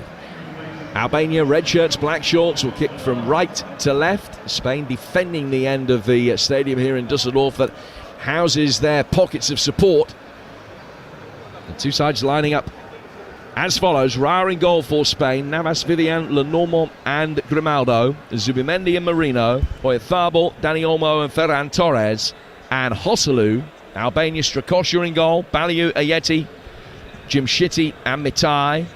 Ramadani and Aslani, Asani, Lachi, Barami and Manai. Referee Glenn Niebuhr from Sweden. Hasn't got anybody in the book as yet. Ferran Torres on 13 minutes, the only man on the score sheet. Now the Swedish officials just waiting for the signal from the match manager to get this second half underway. They'll be just doing everything they can to choreograph the starts of the 2 second halves, this game and the game in Leipzig, which is live for you right now over on TalkSport. 1-0 Spain leading here. And 0-0 in that game as well. The referee, having got everybody out early, just forced to wait a while. Just explain the situation now to Joselu, who scored those 2 goals off the bench in the Champions League semi-final second leg against Bayern Munich earlier this season. 2 goals in 3 minutes. What an Indian summer he's having to his career. Only made his international debut last year, a couple of days before his 33rd birthday, and now featuring in a major international tournament for the very first time. I imagine this would be quite frustrating for the players, Stu. You get the alarm, you come out, and you're ready for the start of the second half, and then you're told to wait and wait and wait some more. Yeah, I take it they're waiting for both games to kick off simultaneously, but you and I know that chances are there's going to be a different amount of extra time in each of the games. So what difference does it make, I would say? One of the half-time whistle in the other one blew just at the same time as the half-time in this one as well. Anyway, we are just about to get underway. Spain in pastel yellow from left to right. Night falling here in the Rhine Valley. Beautiful summer's evening. Temperature still pretty hot in the mid-20s, even at this time of night. We are underway. Ball work back for Lenormand, getting his first touch and controlling it again on the edge of his own penalty area. Centre-half wearing 3. He's an inexperienced centre-half partnership with him, with Danny Vivian. It's the 14th cap for Lenormand tonight. French ball like the man he's replaced, Aymeric Laporte. Spain started the first half slowly, and Albania hoping to be able to apply a similarly intense press at the beginning of this second half, but Spain have been able to work their way right through it. And Dani almost got it on the inside right channel. Good movement past him from Ferran Torres. That created space for Jesus Navas on the right flank. Back from him to Zubimendi. Now Vivian. The left-hand side of the midfield for Grimaldo. Good movement coming in off the left-hand side from Mikel Merino. Spain making their way forward steadily. It's more like the old Spain just for a moment, but now there always is the risk that they can go up through the gears. They work it quickly out towards the right-hand side for Jesus Navas. No longer is it Spain playing hundreds of passes to wait for the perfect moment to provide the clinical pass. Much more direct than so many Spanish sides which have preceded them. Direct with a purpose though, rather than for the sake of it. Here's Grimaldo on the left flank for Spain. Left-footed ball swung inside the area and volleyed just wide by Joselu. 50 passes in the move, and then when the ball comes in, Joselu, off balance, acrobatically, fires a left-footed volley just past the post. Once again, the Spaniards holding their width on both sides, full-back and wide player, as wide as you can possibly get. When it turned up in that wide area, whipped in as per normal, two-touch. And Joselu really unfortunate with an acrobatic hook. That clearance comes from the right-hand side from the goalkeeper. Headed on by Manai. Then headed down through the midfield. Flicked on by Dani Olmo. Dani Olmo playing it back. Worked down to the heart of the Albanian back line. And on the left-hand touchline, it's worked back through. Once more by the Spanish Marino. Trying to get it in. And Strakosha can come out and is able to claim it just on the penalty spot. 2.5 gone in the second half, and it's still 1-0 Spain. Well, Balliou done really well there, just seeing out the run, but he left it for his goalkeeper. Unfortunately for him, his goalkeeper didn't leave it for the centre forward to run in and tap into the goal. And at this moment, it looks as though Albania are going to have to get a goal against the run of play in some way, shape or form. I just wondered at half-time, Jim, whether Brozier might come on to offer a little bit more pace, a little bit more physical prowess as well. Manai not offering a great deal at present. Jim Shitty over the halfway line, play forward through the heart of the centre circle. In terms of possession in the first half, it was 61-39 in Spain's favour. Albania probably need to up that by a couple of notches, get themselves back into this game. Remember, a draw still might not be good enough. It will be, as things stand, be enough to get them back above Croatia and into third place in the group. They're currently bottom of the group. But realistically, this is a game they need to win. A draw might end up being good enough, though, if other results go their way. They would need Slovenia to lose to England. They need Georgia not to beat Portugal. They need the Czechs not to beat Turkey, or have a higher scoring draw than Albania do tonight. So it could happen. Spain bring it forward though. Dani Olmo in towards Joselu, just waiting for the pullback. Albania are able to bring it away again towards the edge of the centre circle. Down to the left-hand side. Long crossfield ball. Nice pass by Aslani. Out of the right-hand side of the penalty area. Aslani getting it back. Right-footed effort. That is blocked. Comes back outside the penalty area again. Asani down the right-hand side of the box. Laci turning, clipping it inside. Headed away by Vivian, who's had a good night tonight in his competitive debut. And now Dani Olmo can lead the counter-attack, scything his way through. Strakosha was off his line. He's gone for goal from 55 yards, but he didn't get anything like the elevation that he needed. And he goes straight through for the goalkeeper. Yeah, he done super there. He drove past two players, got his head up, but he's just stretching for it, really. Couldn't get any elevation, as you rightly say. Just prior to that, the Albanians, good build-up play, good counter-attack. Once again, that final pass just lacking. Albania will try and play forward from the back with Aslani. Chipped over the top by Ayeti, and it just goes all the way through without causing the Spanish any problems at all to David Raya. He'll then bowl it once, bounces on the edge of the D, and it'll come forward through the midfield. You're with TalkSport 2 here in Dusseldorf tonight. Jim Proudfoot, former England captain Stuart Pearce talking through the action. Spain leading 1-0, really good value for it, but the Albanians still in with a puncher's chance of being able to do enough to keep themselves in the tournament, certainly beyond tonight. Maybe beyond the next 48 hours as well. They've given away a free kick here. The left back Mitai has just gone in a little bit over exuberantly, and it's a free kick that Spain will take on their right-hand touchline. Stu? Yeah, referee's just coming over to have a word with Silvino. I think one of his staff has protested a touch too much. I think he's just been booked for it. There's a yellow card around the fourth official, Mikola Balakin from Ukraine, is having a word with Silvino as well. Silvino wagging his finger, not happy that he has picked up that yellow card. The first person to have his name taken tonight, and is the Albanian head coach. Barami, wearing 10 for Albania. Down towards Mitai, turn beautifully back through the midfield. All of a sudden Albania can come forward in a little bit of space. Played out to the right flank once more. Asani coming towards the edge of the penalty area, onto his left foot, checks. I think he'll want to get it back onto his left foot again. Now he does get the cross in, but it sails over Manai's head, headed away by Navas, and is going to be brought down.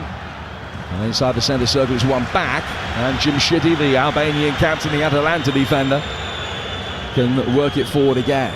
Mitai back to Aslani. Aslani towards halfway for Ramadani.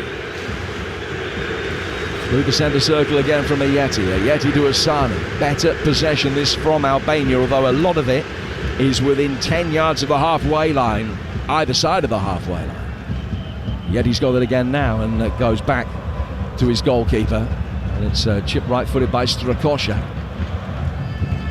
Strakosha to the edge of the box, played forward by the Albanians, who've dominated possession over the last couple of minutes or so without yet being able to force another save out of David Raya. Yeah, just looking at the Albanians there on their build, there's no players sort of looking to spin in behind. I think Manai there just attempting to do so, but they need to do a little bit of that just to stretch the Spanish backline, then they might receive defeat a little bit more readily. Marino knocking it square. 8 minutes gone in the second half here on TalkSport 2. And still no change in the scorelines in either game. 0-0 in Leipzig, over on TalkSport, 1-0 here to Spain, although Croatia do have a penalty in that game. Live for you right now over on TalkSport. If you've got the app, you can easily swipe between the two. That'll be a real game changer. Penalty to Croatia, but still 0-0. Spain with possession on the edge of their own penalty area. Lenormand back to his goalkeeper, David Raya. Out from Raya to Vivian, and back again. And now play forward towards Zubimendi, and back again. And it's much more measured at the moment as far as the Spanish are concerned. Inside the centre circle, Zubimendi's got it, and he will be able to turn easily. Joselu just drops off the the forward line, comes back inside the centre circle, chips the ball down towards the far touchline. An opportunity to bring it forward now for Zubimendi. Albania have dropped back into a much more resolute defensive shape, not quite as open as they were. Played forward again towards the edge of the box, and should be easily cleared. And now Aslani inside the Albanian midfield works it down for Mitai. Back towards the edge of the box. And out towards the right-hand side once more. That penalty, incidentally, has been saved, but I think Croatia, from the next phase of play, have scored. Luka Modric, and Croatia lead by a goal to nil. That is a huge game changer. Tell you the ramifications in a moment. Barami trying to bring the ball inside the penalty area, and Spain are going to be able to bring it away. Yeah, good effort there, good opportunity for Barami driving into the box, but once again good defensive play. A numbers game, managed to keep him out. So the group as it stands right now: Spain 9 points, Croatia 4, Italy 3, Albania 1 after Luka Modric's goal. Donnarumma saving the penalty, and then Luka Modric, having seen that penalty save, for the next phase of play, able to score.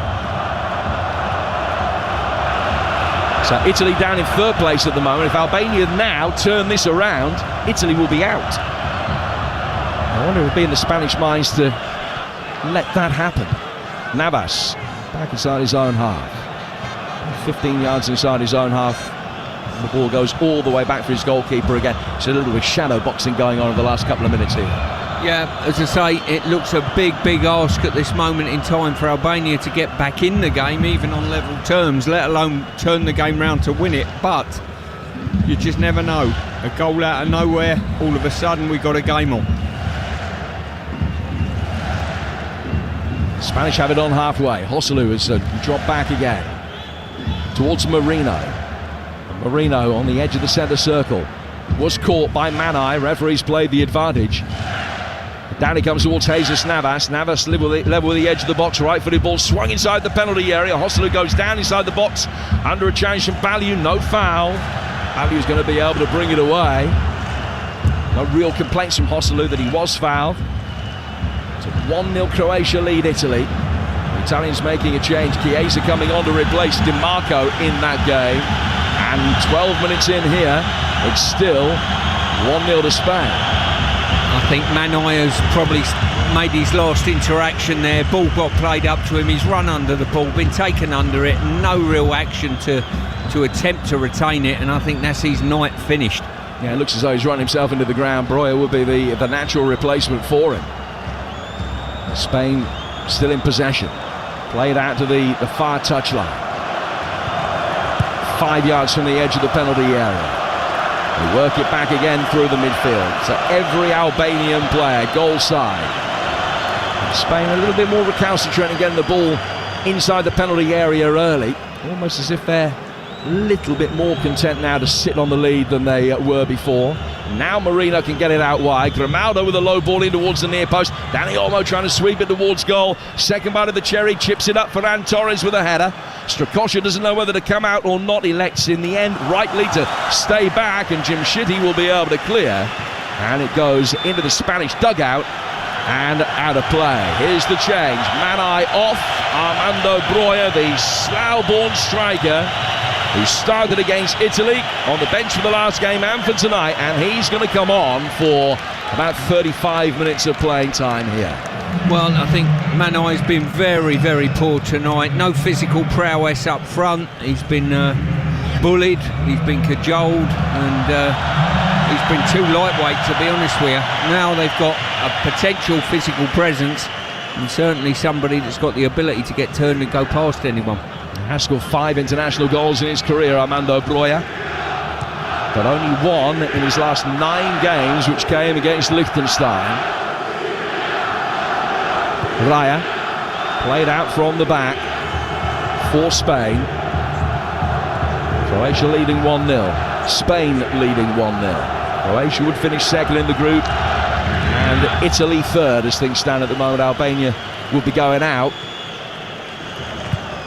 Good work down the left-hand side of the penalty area from Grimaldo, standing up a ball towards the back post. Shitty heads it away, and then is volleyed further clear by Aslani. Breuer chasing after it and just forces Vivian into a hasty left-footed clearance, which goes all the way through to the Albanian goalkeeper Strakosha. Yeah, even that little bit of turn of pace from Breuer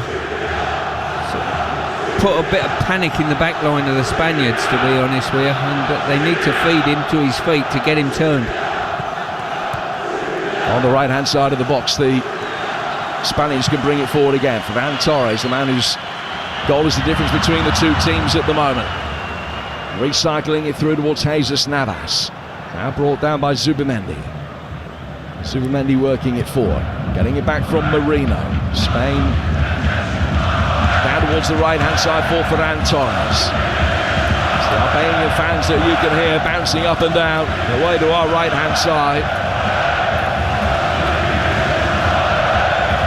Very animated, the Albanian supporters, as we've been mentioning here in Düsseldorf, in their tens of thousands over the last 48, 72 hours or so, and readiness for this game. They still trail 1-0, but the sense that Croatia might have thrown them a lifeline, but Albania need to turn this around. It could yet be an extraordinary night where the European champions end up being eliminated. It all depends on what happens here. If Italy can't get themselves back into that game in Leipzig, and they trail Croatia 1-0. Spain are going to make another change, and it's going to be Fermin Lopez who will come on for Oyarzabal. Fermin Lopez also on for his competitive debut. 11 goals in his breakthrough season with Barcelona this season. He made his debut against Andorra 3 weeks ago, and he's coming on for his second international cap tonight. Yeah, as I say, from the Spanish point of view, they're comfortable in possession of this. They know the second goal finishes the game totally. But Albania still hanging in there. Still why it's 1-0. They'll, if they do nick a goal and do come on parity, You never know what happens in this game. And there won't be, joking apart, there won't be any thoughts, will there? In terms of Spain thinking, well, we are in a position that we could potentially engineer something to get Italy knocked out if it stays that way in the game in Leipzig. They're not going to be conceding goals here. No, that certainly wouldn't cross their mind. If anything, they'd like to put this game to bed, I'm sure, so they can just see the game out and break the hearts of the Albanians. You're a scandal monger and a half, Jimbo. No, not at all. I'm just asking the questions. You're refuting them. I knew you would.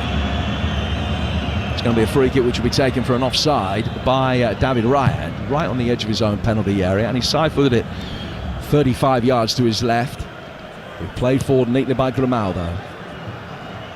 Spain still with the majority of possession, but all the time it ends, or all the time it is 1-0. The Albanians will certainly fancy their chances of maybe being able to create one chance to get themselves back into the game.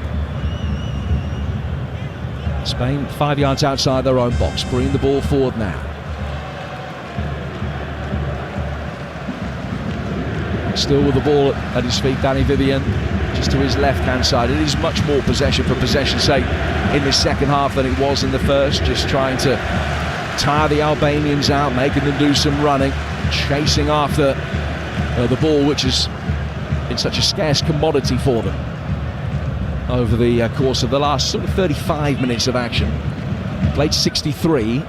Spain bringing the ball forward over halfway. It's well won back and cleanly won back by Ramadani, although I think most people were anticipating that Fermin Lopez is going to win a free kick, and laid off by Bayrami. Back from Laci, down to Ayeti, out of the right-hand side for Baliu. He'll work it forward into Spanish territory for Breuer, who's come back off the front line and wins a free kick. He did well to control the ball with a Spanish defender right behind him. Much more of a physical presence up front, as Stu was saying, than Manai, the man that he's replaced, and already a good illustration of that. Free kick taken, works inside the box. Breuer! Save! Everybody in the Spanish team switched off to that apart from David Raya. It was just chipped forward down the inside right channel, and he's volleyed it right-footed at the goalkeeper. He's got his hands behind it and beaten it away. Decent stop, but the best chance that Albania have had in the second half. Well, I've got to say, Breuer, in the 4 minutes he's been on, has done more than Manai has in the rest of the game, to be quite honest with you. Long throw inside the penalty area, headed away by Marino. Albania trying to bring the ball down, successful in that regard. Play back towards Ayeti. Ayeti clipping it forward, right-footed towards the edge of the penalty area. Laci couldn't win it, but still they'll be able to come now. Slani takes over. He's on the edge of the penalty area. Left-footed effort, blocked, deflected behind and out to play for a corner to Albania. You're listening to Euro Game Day Live on TalkSport 2. Presented by Carling, the UK's #1 lager, 18 plus. Please drink responsibly. Albania's first corner of the second half. Sorry, Stu. It's going to be a right-footed in-swinging delivery. Deep towards the far post. Too deep for Ayeti. Now he has to hair after it, stop it going out of play for a goal kick. It's been successful. Down by the corner flag, he wrapped his right foot around it to recycle it. Albania will come again with the left-back Mitai on the edge of the centre circle. Down towards the left flank. Helped on again by Aslani. Slani down towards Bayrami in his bright yellow boots.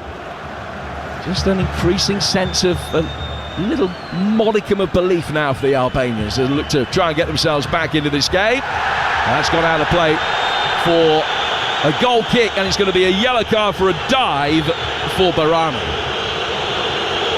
Knew that his touch was a little bit heavy and he'd running out of play, so he went down optimistically, and the referee saw it for what it was. Yeah, exactly that. I think there was a slight touch on him, but not enough to fell him like we saw him go down. In fact, I think the Spanish defender probably just pulled his foot away in time for no contact, but I think the introduction of Breuer certainly improves the tempo of the Albanian side.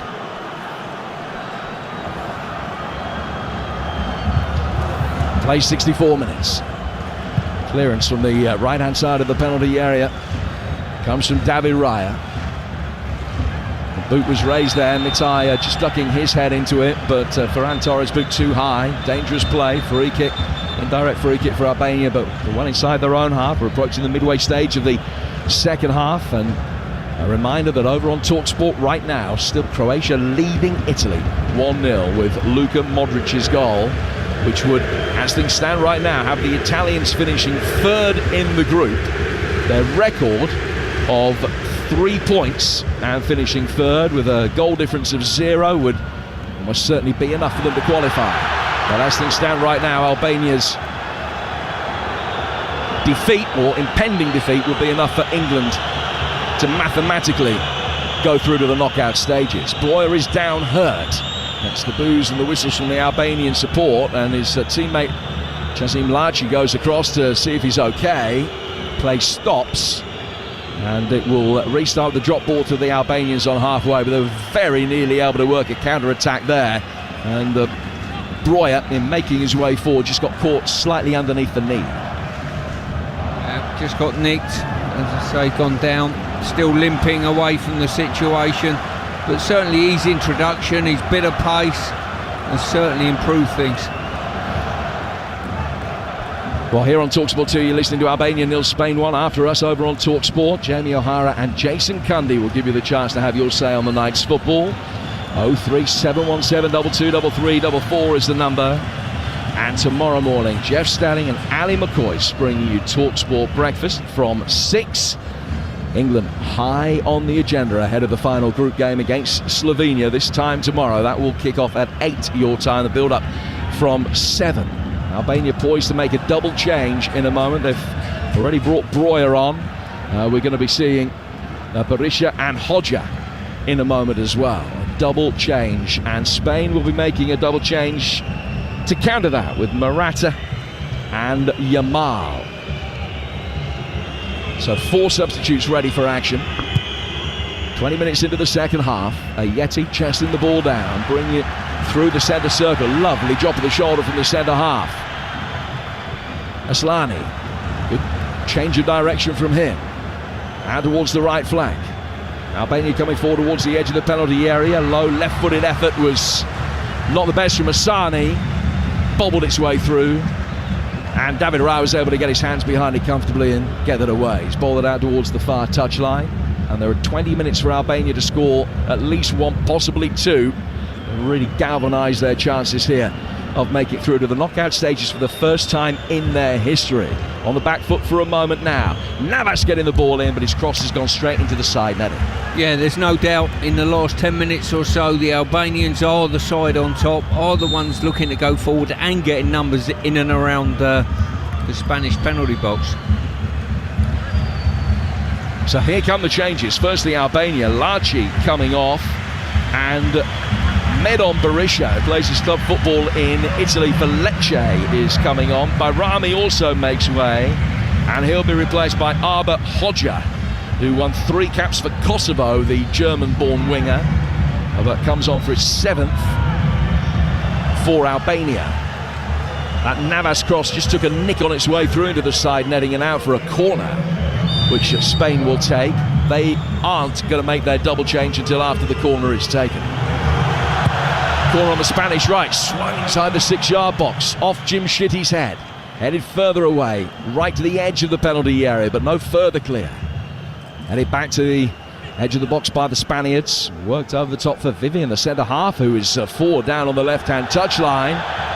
He can't find a way through, and it's gone out of play for a throw to Albania, and Spain will now make their double change. And they've got Alvaro Morata preparing to come on, and Lamine Yamal as well. Ferran Torres, who at the moment is the match winner, is going to be the first player to leave the field, and the second is Joselu. So for Morata, for Joselu, and Yamal is going to come on to replace Ferran Torres. Yamal still 18 days short of his 17th birthday, the youngest player in Euros history. 50 games and 6 goals for Barcelona this season. Scored on his debut just 8 weeks past his 16th birthday. One of 2 international goals that he scored. He's on for his 10th cap tonight. Morata At the other end of the scale, 10 goals in 16 internationals in tournament football in his career. 3 in Euro 2016, 3 in Euro 2020. Now the first Spaniard to score in 3 successive European Championships. 18 minutes to go. 1-0 to Spain. And it's been that way for almost exactly an hour now. Albania still hanging in there, restricting the number of opportunities that Strakosha's got to face and offering just a little bit more going forward themselves. Ball over on the Spanish left. Work towards Zubamendi. Zubamendi, a right-footed clip down towards the right-hand touchline. Navas is waiting for it. It's a good turn though by Yamal. Yamal trying to take on his man. He's done that. He's beaten him. Ball inside the penalty area for Lopez. Yamal will try and take over. Ended up almost tackling his teammate. Hodja wins it back for the Albanians. And they can get out of the penalty area. Play themselves into trouble. Aslani though can buy the free kick, which they'll take about 10 yards outside their own box. 1-0. Yeah, just looking at Breuer there, he's looking to receive and receive to feet, which is commendable on occasion, but I think what his team need at the moment is a focal point to run in behind, to free up space. Little reverse ball towards the edge of the penalty area from the Spanish. Knocked away easily by Ayeti. 2 centre-halves coming into their own now for Albania. Breuer, and it's just laid a ball out towards Asani, behind him from close range, and it's cheap concession of possession. The Spanish will have a throw. Still 1-0 Croatia and 1-0 Spain. I think any goal before probably about 5 minutes to go plus a bit of extra time for the Albanians, they'll believe. Anything after that, I think the Spanish will just see this game out, and certainly at this juncture of the match, if they do score a second, this game's finished. Remember, with Croatia leading Italy by a goal to nil, if Albania turn this around, Italy would finish bottom of the group and would be eliminated. And have 3 points, might well have a record that ends up being better than some of the sides that qualify in 3rd place in their groups. But Italy would finish bottom of this group if Albania come from behind to win this game, if Italy can't find an equaliser in Leipzig. Spain are in possession 20 yards outside the Albanian penalty area. Work forward towards Dani Olmo. And on the left-hand side of the Spanish midfield, it comes back again for Lenormand. Long crossfield ball from him over here. Goes straight out of play. And it's a throw which will be taken on the Albanian left-hand side. Time ticking down pretty quickly for 16 to go here on TalkSport 2. Yeah, and it's probably been the strongest 10 minutes that the Albanians have had in the game. They need to maintain this sort of momentum and forward drive. You're listening to Euro Game Day live on TalkSport 2, presented by Burger King. Bring home the ultimate food satisfaction. Get your favourites delivered now. 75 gone. 1-0 Spain. We've got the ball with Mikel Merino. It's a Spanish side, if you're just joining us, that have made 10 changes today. Lenormand getting it forward towards the centre circle. Down towards Navas. Navas coming in off the right flank. Plays it back behind square for Zubamendi. Zubamendi to Navas again. Does he want to throw off Hodja? No, he hasn't. Didn't get the touch off the Albanian substitute. It'll be a throw which will be taken on the left-hand side by the fullback Mitai. Not in any great hurry to take it. He's worked it forward towards Hodja. Layoff was a difficult one because he had 4 in yellow all around him pretty quickly. Now Lamine Yamal. Yamal across the edge of the penalty area. Dynamic pass that wasn't the best. Played inside the box, but the offside flag is up against Morata. Up very early as the ball was played into him by Fermin Lopez. I think they got him about half a yard off, and it's a free kick which will be taken by the Albanians inside their own box. 14 to go. And it's still Croatia 1, Italy 0. And Albania 0, Spain 1. Long ball over the top from the Albanians. Picked up well by Alba Hodja towards the edge of the penalty area. Hodja onto his left foot, then onto his right, trying to work the angle, and it's well intercepted by the retreating Spanish midfielder. Dani Olmo came back and knocked it away. Looked as though Hodja's ball might be an effective one. And now Spain can bring it forward with Yamal, who's made a difference since coming on. A sharpness about the 16-year-old. Fermin Lopez, left-footed effort, telegraphed somewhat, just hit it towards the edge of the penalty area, straight into Aslani, and blocked, and Ramadani can bring it away. Hodger seeing plenty of it since coming on. 13 left, Hodger bringing it forward, past the tiring Jesus Navas, good reverse ball. Breuer, left-hand side of the penalty area, made a really good run. Comes back outside the box for Aslani. Aslani left-footed effort, just one. Really good strike. Don't know that Rye would quite have got there if it had been creeping inside the far post, but it went about 4-5 feet wide. Yeah, Aslana there done really well, cut back onto his left foot. The angle was a bit more acute, if you like, but it opened up a shooting angle. His left foot was brilliantly struck, but just too wide. And Broja done exactly what he should be doing there. Play to your strengths, spin and run into the channels and in behind. He's too often wanting to come to feet all the time, and his game understanding, well, a little bit wanting on occasion, it's fair to say. Thought you were just going to leave that hanging there in the ether for people to finish the sentence.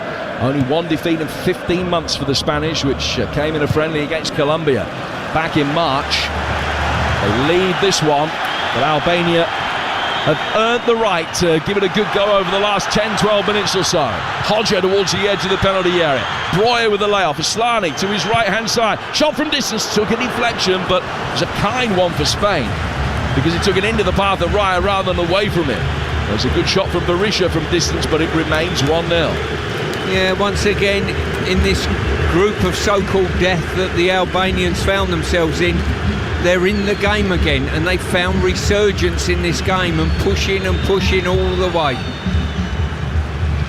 If it stays the way it is at the moment, Croatia leading Italy by a goal to nil, it does mean that Albania have to win this game. A draw won't be enough for them. They'll bring it forward here towards the edge of the area. Grimaldo for Spain. Inside the boxer, right-footed effort from Dani Olmo, well blocked by Balliu, and it spins behind for a corner to Spain. Second Spanish goal now, kills the Albanians off.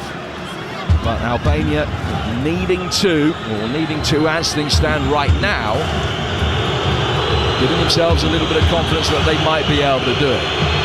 2, 3, 4 bottles thrown from the Albanian support, down towards Grimaldo, away to the far touchline. So disappointing to see. The Albanian support has been brilliant, but just launching missiles at Spanish player going across to take a corner is very poor indeed. Left-footed corner swung towards the edge of the box, and the header goes over the bar. Strakosha able to easily watch that one over as Morata craned his neck. Now with 10 to go, it remains 1-0 to Spain. Yeah, you're right in what you say there, Jim. I mean, it does their team absolutely no good whatsoever, missiles being thrown from their section of fans at the Spanish corner taker. They've got momentum in the game. They want to keep that momentum. They're going to be making another change. And Mucci, the Besiktas midfielder, is going to be coming on. They've got a free kick.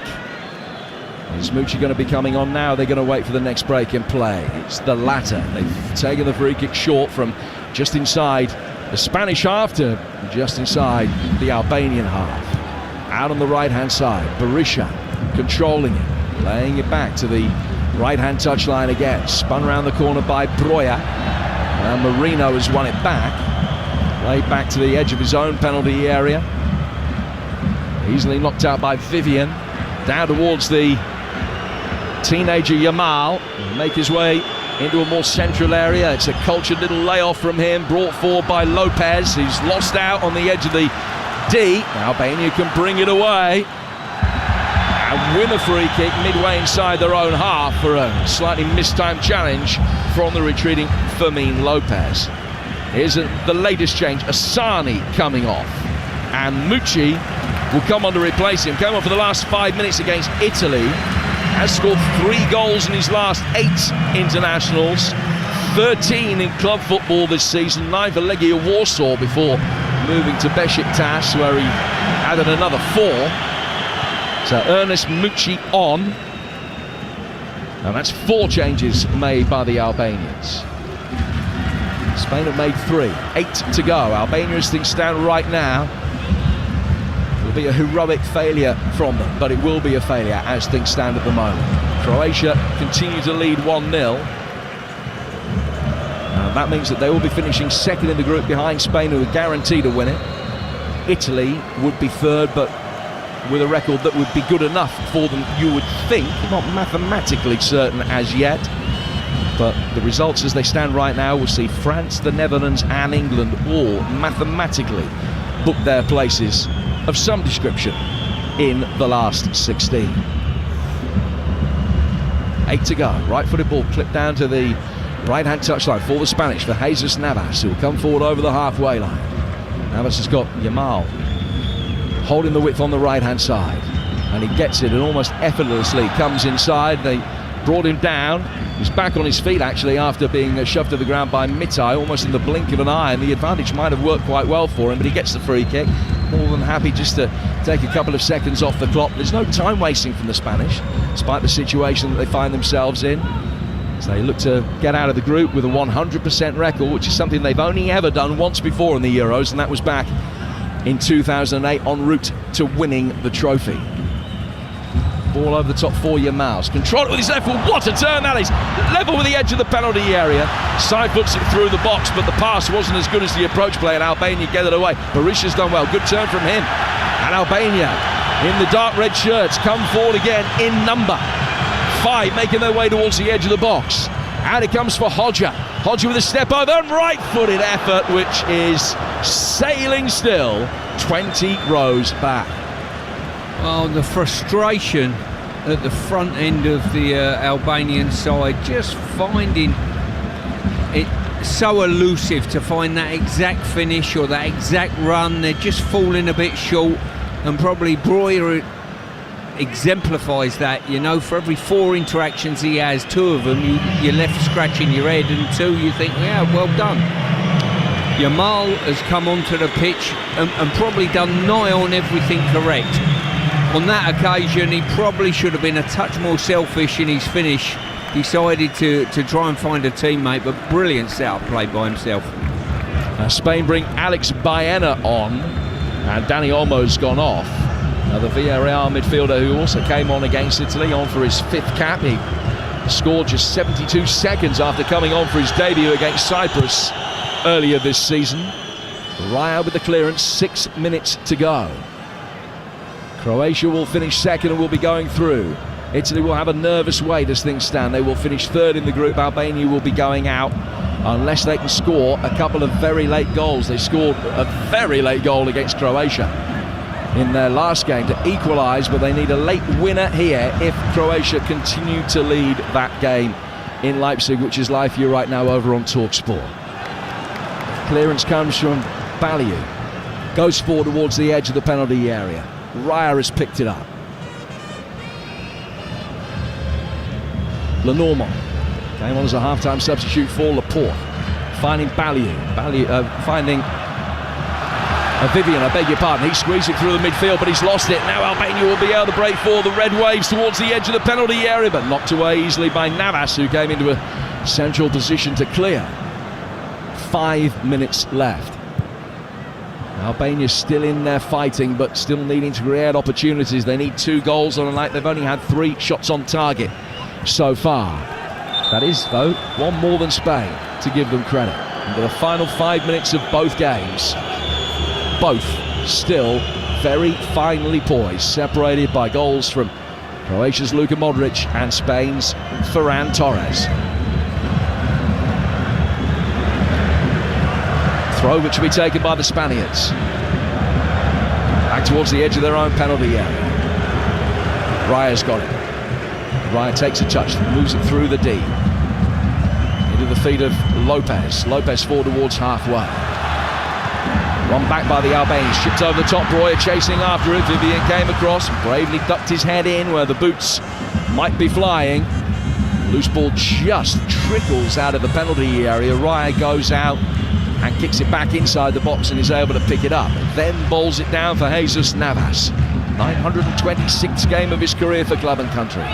Ball from him, Lamine Yamal losing out. Navas, adamant that he should have had a free kick, almost talks his way into the book. And rather than being a Spain free kick, it is going to be an Albanian throw. 4 to go.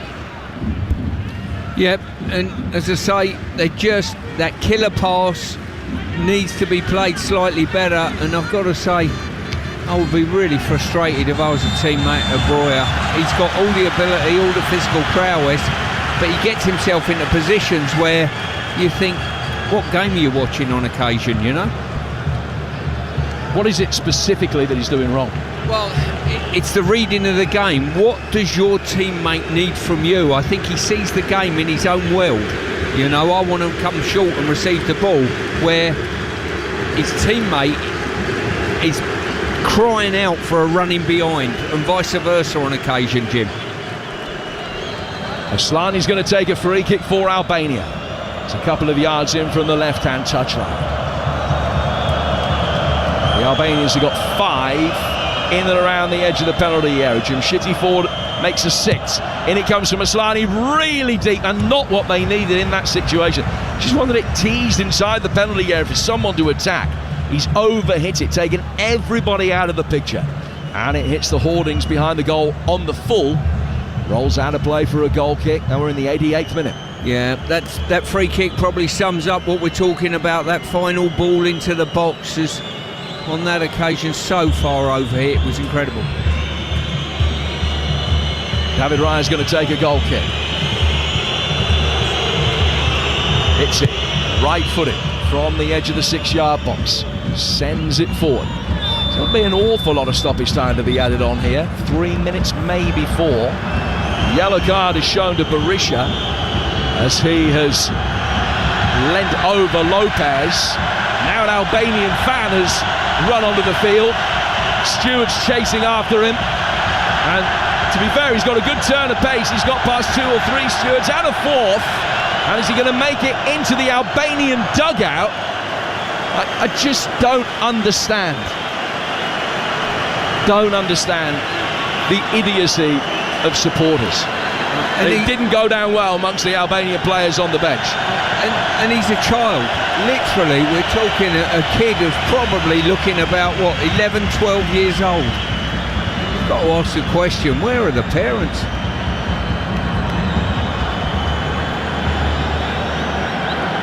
Well, he's being led away. He won't be watching the final moments of this. Officials are happy that play can continue. We are in the 90th minute. Free kick. Taken down towards the right-hand side for Lamine Yamal.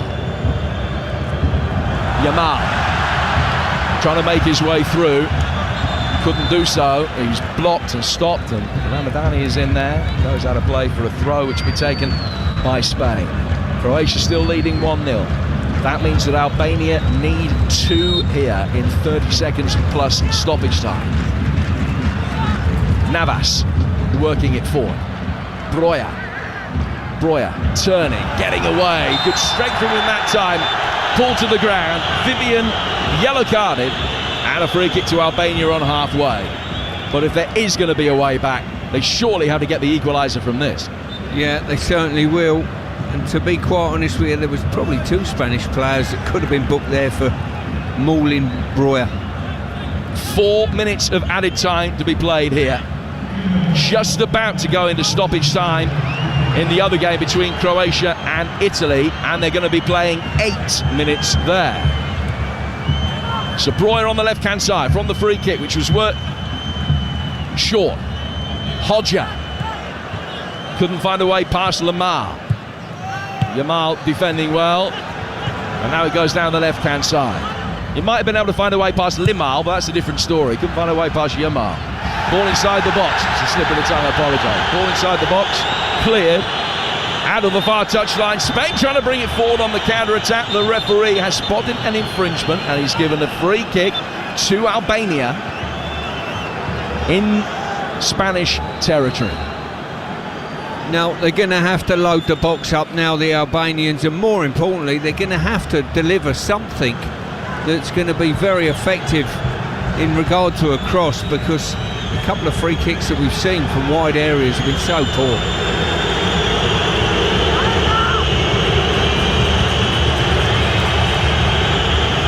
Free kick has been spotted down a couple of yards in from the right-hand touchline. The one man in the Spanish wall isn't 10 yards away. Free kick comes in, it's knotted down here yet. Can he turn? Poke towards goal. Saved by the diving Raya. And Breuer has got his bearded face in his hands because he knows that was the chance they had to take. A sharp one for him on the turn, dug his right foot around it, flicked it with the outside of his boot, scooped but not with the power he needed. And Raya could make the save, and that will probably knock Albania out. Much better, I've got to say, in regard to the ball in the box. And when it landed, an embarrassment of riches. Players in and around the ball, and Breuer done well to dig it out, but Raya magnificently agile. 2 minutes of stoppage time to go. Albania lose. They are definitely out, irrespective of what happens in that Croatia-Italy game. The Croatians still winning that. They've got 6 minutes of added time to go over on TalkSport. Yellow cards being flashed every minute or so in that game. Albania coming forward again. Breuer waiting in the penalty area. If they can get the ball across to him, they might be able to do so. Not quite. Grimaldo, who's tiring, not only blocked the cross, he then stopped it going out of play for a corner. Spain will bring it forward. They have a counter-attack themselves now. 3 against 3, 4 against 3. Poor touch. Jimshidi winning it back. Albania will get it forward again. One more chance for them. Hodja down to the left-hand side of the penalty area. Chance to deliver from Mucci. Good turn on the edge of the box from Maslany. Has to come out again, but he's confined. Hodja onto his right foot, and Yamal came back and nicked it off his toes. And Spain are going to be able to bring it away. Now we're in the final of the 4 additional minutes. Hodja winning it back. Now works it back to the edge of his own penalty area. Forward, Albania will come. Will they be able to salvage a positive result here against Spain? It would be immensely creditable if they can, but it's going to happen right at the end of the game. Scored in the 4th minute of stoppage time to salvage a draw with Croatia. Can they do it against Spain here? Breuer taking it on, nicked away from him by Zubimendi. He then loses out. Right-hand side of the penalty area for Albania. Ball worked all the way through.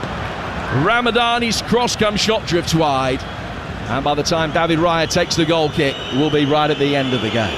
Yeah, they've had 3 or 4 brilliant opportunities to really hurt the Spaniards, but they found the wrong pass every time, and too many players just want to pull away from the box and receive the ball instead of just making that run into the box, just leaving one on the edge.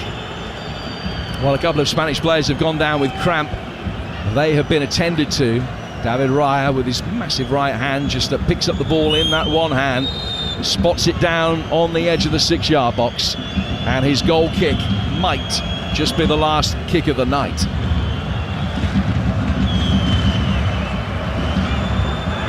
Forward he comes, addresses the ball, and that is the end of the game. It's the end of Albania's European Championship campaign. They finished bottom of the group with just 1 point from their 3 matches, but acquitted themselves really well. A draw with Croatia and a 1-goal defeat against both Italy and Spain. That, after the draw that they had, constitutes success, albeit not with a capital S.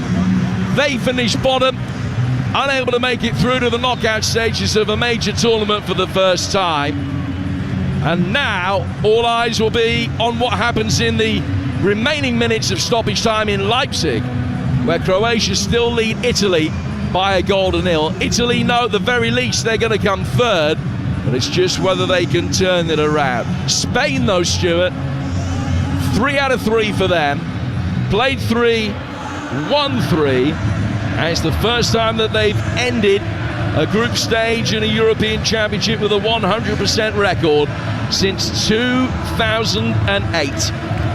Decent job's work for them over the last 10 days. Yeah, good performance from a second-string Spanish side. After an early foray by the Albanians, they wrestled momentum, dominated most of the momentum.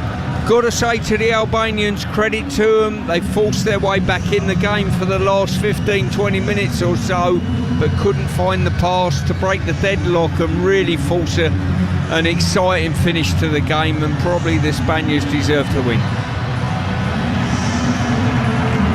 Well, we're still waiting for the final whistle in the other game, which, just to reiterate the situation as things stand, Croatia will finish second in the group and they will book a tie with Switzerland.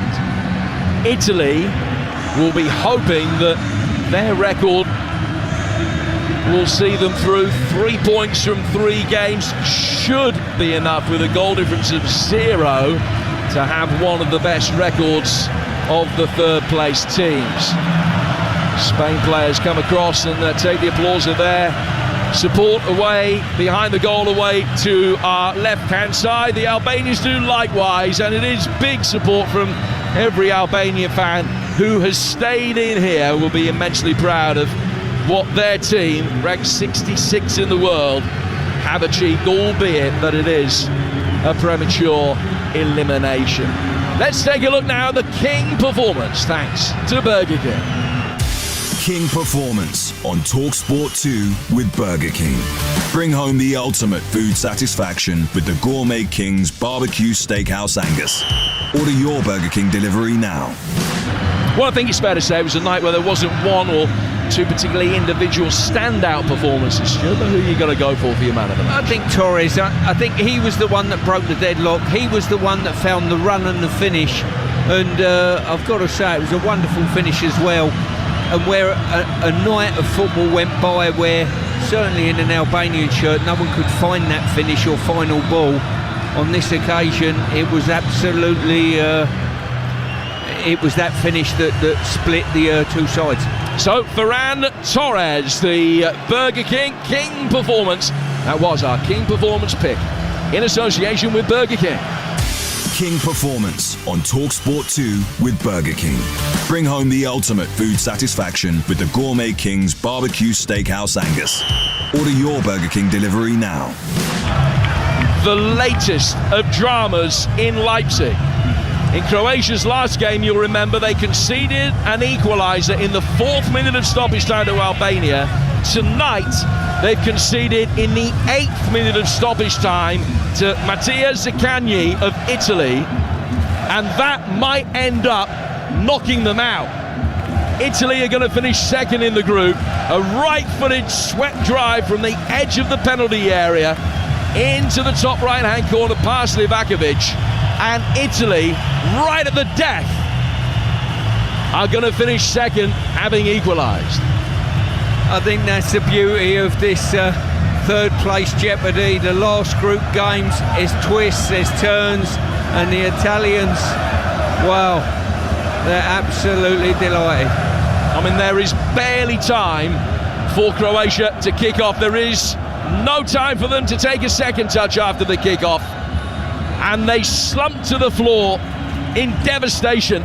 The Italian players, Calafiori down, he's in tears as well, lying on his back at the extreme emotion of getting away with it after a poor Italian performance, but they've equalised right at the end. They finish second in the group after a 1-1 draw tonight in that game in Leipzig. So a draw there and a Spanish win here. Spain 9, Italy 4, Croatia 2, Albania 1. Spain win the group, will play one of the teams that finished third, quite possibly the team that finished third in Group E. Italy finished second in this group, they will play Switzerland. Croatia finished third, but with 2 points and a goal difference of -3, they may well miss out. Albania are eliminated, and those results mean that France, the Netherlands and England all mathematically certain to make it through to the knockout stages ahead of their final games. Over on TalkSport, the Euro Sports Bar with Jamie O'Hara and Jason Cundy set to get underway as they take your calls on all of this evening's action. 03717 223344 is the number to dial. You can also send us a voice note on WhatsApp to that very same number, 03717 223344. Stu, enjoyed your company as always. I'll see you tomorrow in Cologne for England against Slovenia. Build up at 7 for an 8 o'clock kickoff. Coming up next on TalkSport 2, we've got a commentary special for you with It's Up for Grabs. Official broadcaster of UEFA Euro 2024, Germany. Brilliant goal! This is TalkSport 2. Euro Game Day Live, delivered by TalkSport 2 with Burger King, official providers of food fulfillment. That warm, fuzzy feeling of total food satisfaction. Order your Burger King delivery now. When Andre sold his car on finance with Motorway, he got more money. Ooh! What are you doing, Ref? He then put that extra money into tickets to follow his team around the country. Come on, lads! Selling on Motorway was completely stress-free, which is more than I can say about being a supporter of Yes! Sell your car the more money way, where 84% of sellers sold for more. Motorway. Validated against 2 independent sources. Visit motorway.co.uk/claims. I need to get snacks. I need to get drinks. Should have done this beforehand. I need to get treats. Gotta find a BP. Gotta find a BP. Oh, my mates say won't like me. Gotta find a... Oh, there it is. BP is here for all your big game essentials. Plus, BP Me Rewards members can earn points to put towards great saves. Adam in the car 1, hungry mates, nil. BP, here for all of life's journeys. BP Me Rewards card or app required. For full T's and C's, visit bpmerewards.co.uk. Let's go live to hear about that winning goal. The crowd's gone absolutely wild here. How on earth do you sum up your emotions right now? Amazing. A hat-trick is just the best feeling ever. Is it though?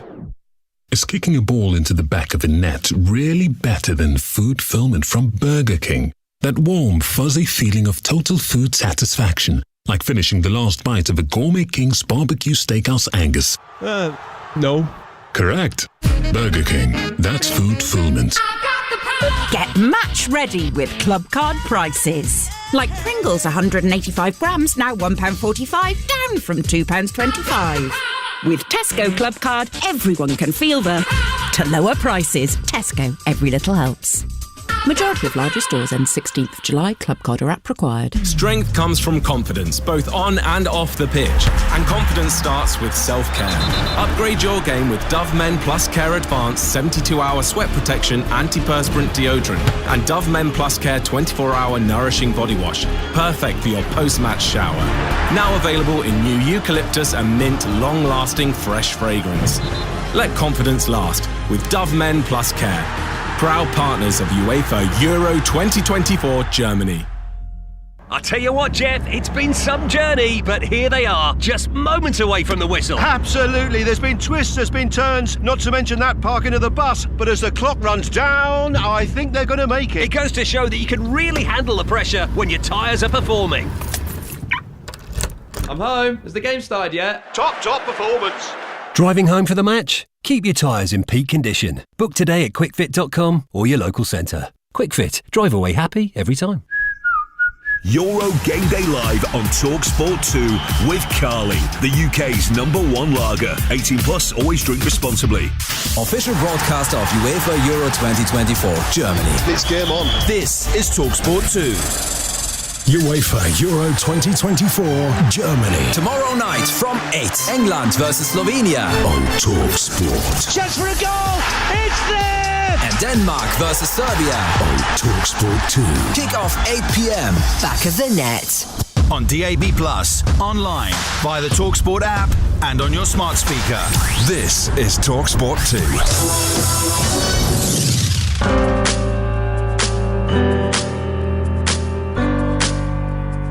When I wake up in the morning, it's rarely in my own bed.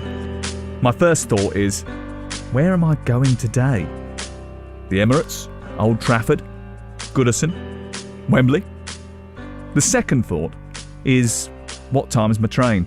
Or what plane have I got to catch? Or when do I need to leave and get in the car? And the third thought is usually, how lucky am I? Hello. I'm Sam Matterface, and over the next 2 hours I'll try and give you the insight into a world of football commentary by speaking to some of the biggest names and the emerging mic handlers, finding out about their routines and dedication to a profession that has been my dream since I can remember. What started it? Well, being banned from watching television for fighting with my little brother and being forced to listen to the radio instead. Brian Butler and Peter Jones commentating as England beat Yugoslavia by 4-0 in a World Cup qualifier. What happened that made it the only possible career grabs now with me, Sam Matterface, as we celebrate the art, the craft and the quirks of football commentary. I sat down for lunch with two of the legends of the commentary box in John Motson and Clive Tilsley, and we talked about the game we love, but also the part that they and others had played in providing the soundtrack to the nation's favourite sport. So, I suppose the first thing is it never ends anymore, does it? But how do you categorise a season nowadays? And do you sort of chalk them off still as seasons? I think our seasons are over, aren't they, John? I think our seasons ended about 8 years ago. Yes, I mean, absolutely. I mean, I regard the end of my season really as the last match of the day commentary that I do. Now, obviously, I watch the playoffs and the FA Cup final and the England games. I mean, speaking as a football fan rather than as a commentator, I believe actually that we're in a period, and we can discuss this probably at greater length later, we're in a little bit of a period of overkill.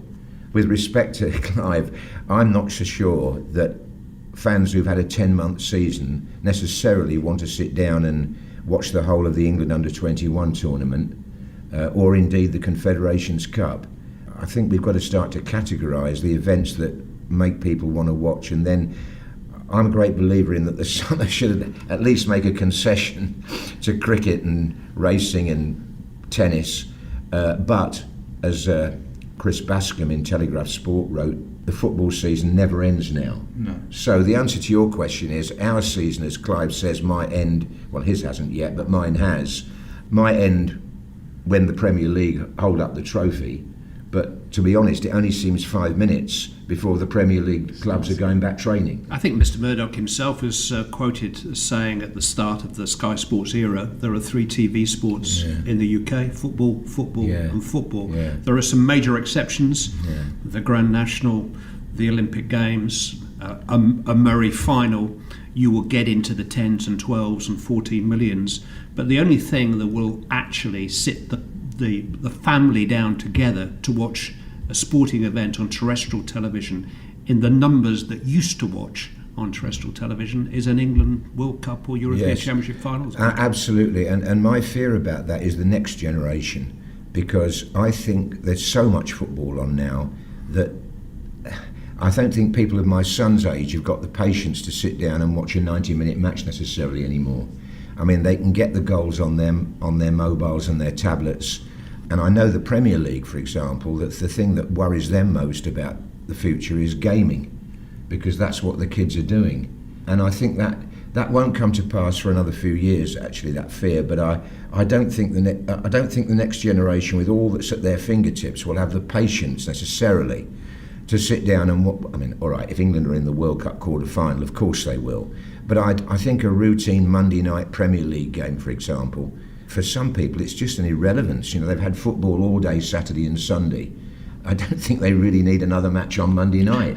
We've got 3 boys between 21 and 24, and they will get as excited about the outcome of a match they're playing on FIFA as they will a real football match. That's gently what I'm saying, yeah. Is that because you're commentating on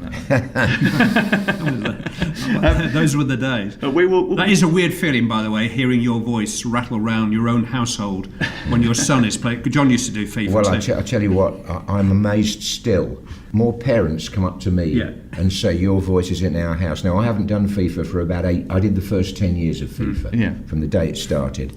I don't think I've done it for 6 or 7 years. But I get more parents talking to me about my voice on FIFA than ever mention Match of the Day or Radio 5 or anything. That is a great example of what we're talking about as to what the generation... Well, it's a different way of consuming football now, isn't it? And we'll come on to that in greater detail. But I want to just take you back to talking about you said about the England World Cup games and the audiences that you get. Both of you have been responsible for massive moments in English history in terms of the football. And being associated with those huge moments. You know that you can do a game on a weekly basis, which may well get seen by 2 or 3 million people. But when it comes to that big international World Cup quarter-final, semi-final, whatever it is, you know that the nation is stopping still. Yeah. And they're focusing on your words as well as the football, but you're penetrating into 20 million homes. Does that change what you do? No, not really. I don't think it really hit me until after the 2 big England quarter and semi-finals I did in 1990 in Turin. The BBC audience was supposed to be 23, 24 million. I haven't got the figures in front of me. And nearly that much for the quarter-final in Gelsenkirchen in 2006. But I think, I don't know whether Clive would... I think you're so busy concentrating on what you're doing. I mean, it's probably a bit silly to say it's like any other game. Of course it isn't. But you still have to put the same preparation and background into your work.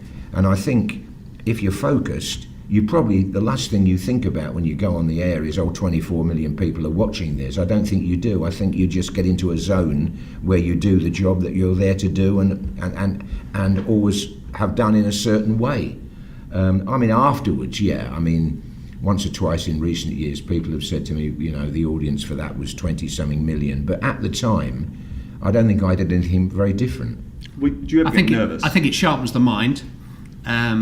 I think probably that level of audience arrived suitably later in my career, that I felt assured in my routines and my preparations that I could still deliver the commentary that I'd been hired to do, irrespective of the number. That actually, in motivation terms, the bigger problem is doing a smaller game, which you know is being watched by less than 1 million people. In motivation terms, once you are aware of the scale of the audience, as I say, I think it focuses the mind.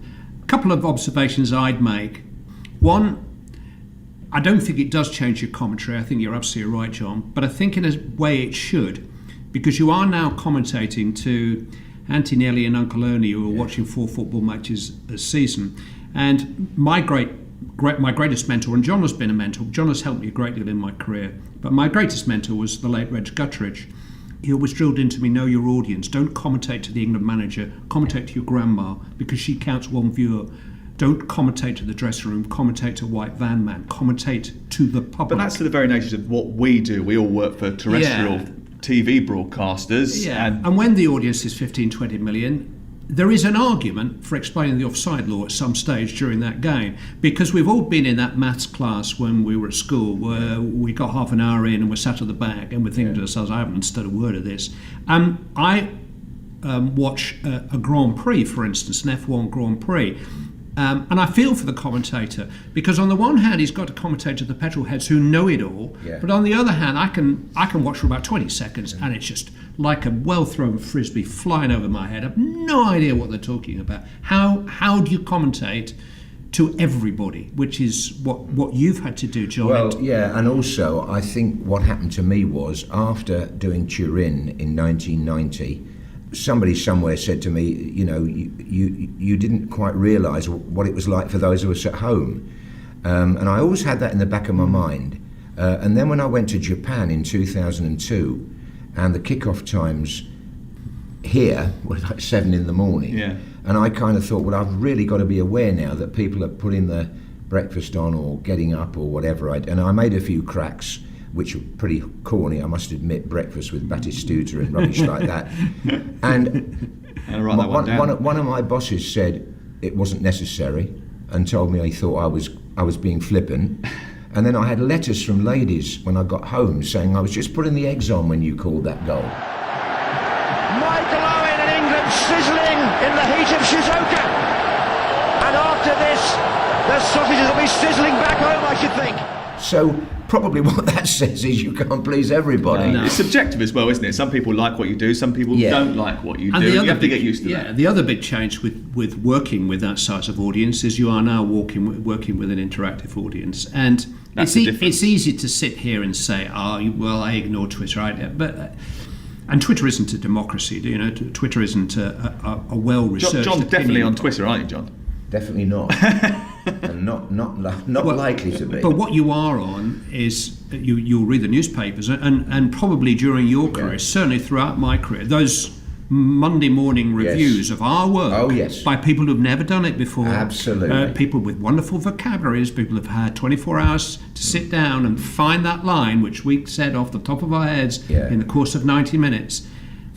It gets more difficult, and it's become more difficult to justify your own view of your way of working in the light of immense hurtful personal criticism of you as a person, not as you as a person, your life, everything gets. I remember the early it. cup finals I did when the cup final was the only live. Well, it was England-Scotland as well, but it was the only major live game on television that people sat down all day because it was the cup final, which we all know it isn't anymore.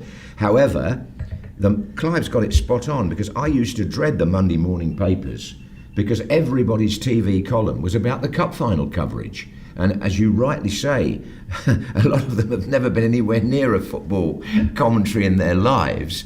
But, you know, and they would pick the most obscure thing that you'd said, you know, and that would be their criticism. And you'd think, well, hang on a minute, there were 3 hours I was on the air that day, and the other 2 hours, 59 minutes. And make a value judgment of you, that you're arrogant or you're patronising. Oh, wait a minute, you don't know me. I'm not very active on Twitter because I question its value. I liked its value when I had a small following. I liked the idea of being able to interact with people who had a genuine interest in how sports broadcasting was developing. And, you know, my interest in sports broadcasting started really by listening to people like you, and I would make a value judgment of you as a broadcaster because I felt, that's exactly how I want it to be. That's how I want to broadcast. You're on the same wavelength as me. And it was great when I met you, when I was a local radio reporter and you were a TV commentator, and you were as serious about what you did as I wanted you to be, you know, to care about it as much as you do. And that care, that enthusiasm still it flows out of you. Your excitement at seeing a goal at St Mary's is as great as it was when you watched a goal in wherever, in you know, at a World Cup finals in Germany. Is that why we get into it? Because essentially we love it. We love the game. We love seeing it. We love being a part of it. Yeah, I don't think you could do it if you didn't. I think you've got to have that gut feeling that it's something that you want to enthuse about, and it's something that you're there to reflect. I mean, that is probably one of the things about commentary. When people say, you know, what's your real job when you're there? Well, obviously there is some quite clear answers to that, identifying the players. But I think trying to reflect the atmosphere of the game and the occasion is very important, because after all, the people you're talking to aren't there. They're only there through you and your voice and the pictures, obviously, that goes without saying. But I mean, I do believe that your own sort of enjoyment of the game, and whatever other word you want to use, I'm quite certain that if you're doing your job properly, that has to come through. Absolutely. You'll never meet a commentator who said, well, actually, I wanted to be a train driver, but I couldn't work the controls, so I finished. You will never meet a commentator who ever wanted to be anything other than a commentator. Gravison forward. Rooney, instant control. Fancies his chances. Oh, brilliant goal! A brilliant goal! Remember the name, Wayne Rooney. Official broadcaster of UEFA Euro 2024, Germany. Brilliant goal! This is TalkSport 2.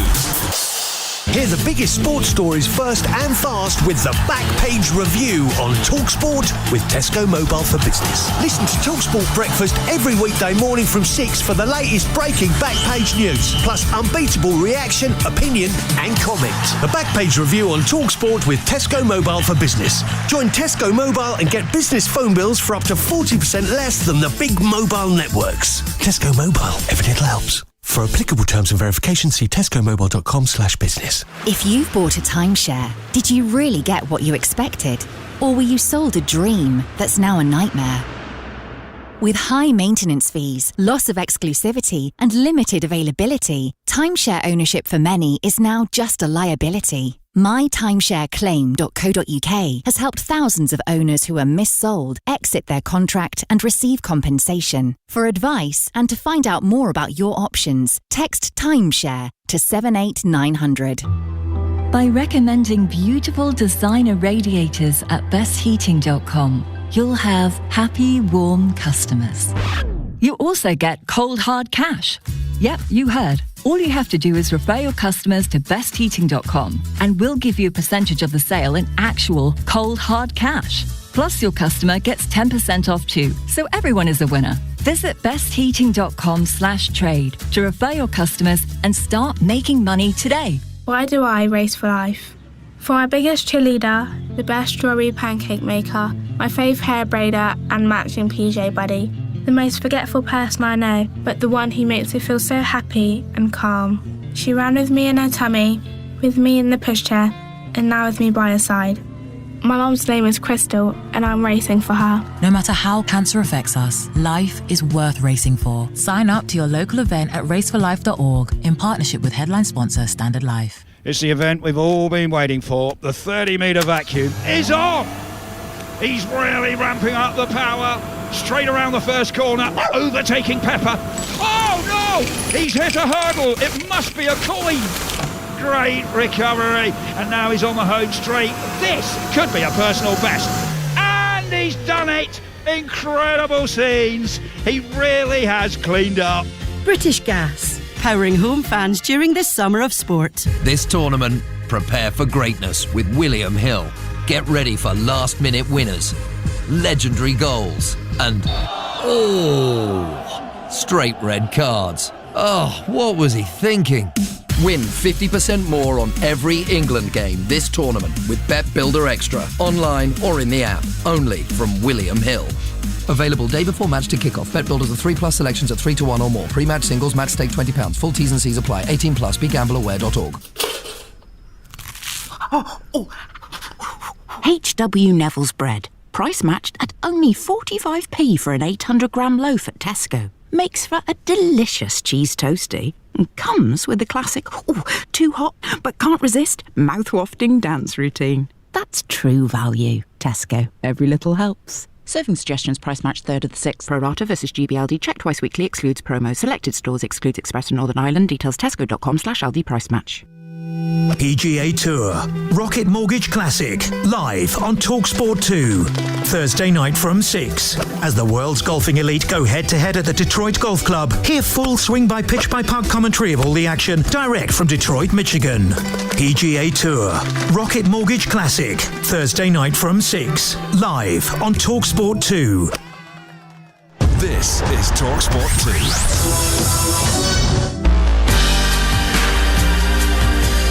This is a game that people will refer to as maybe the moment when the Premier League started to belong to Manchester City, and they come through again with Silva. Dzeko against the goalkeeper.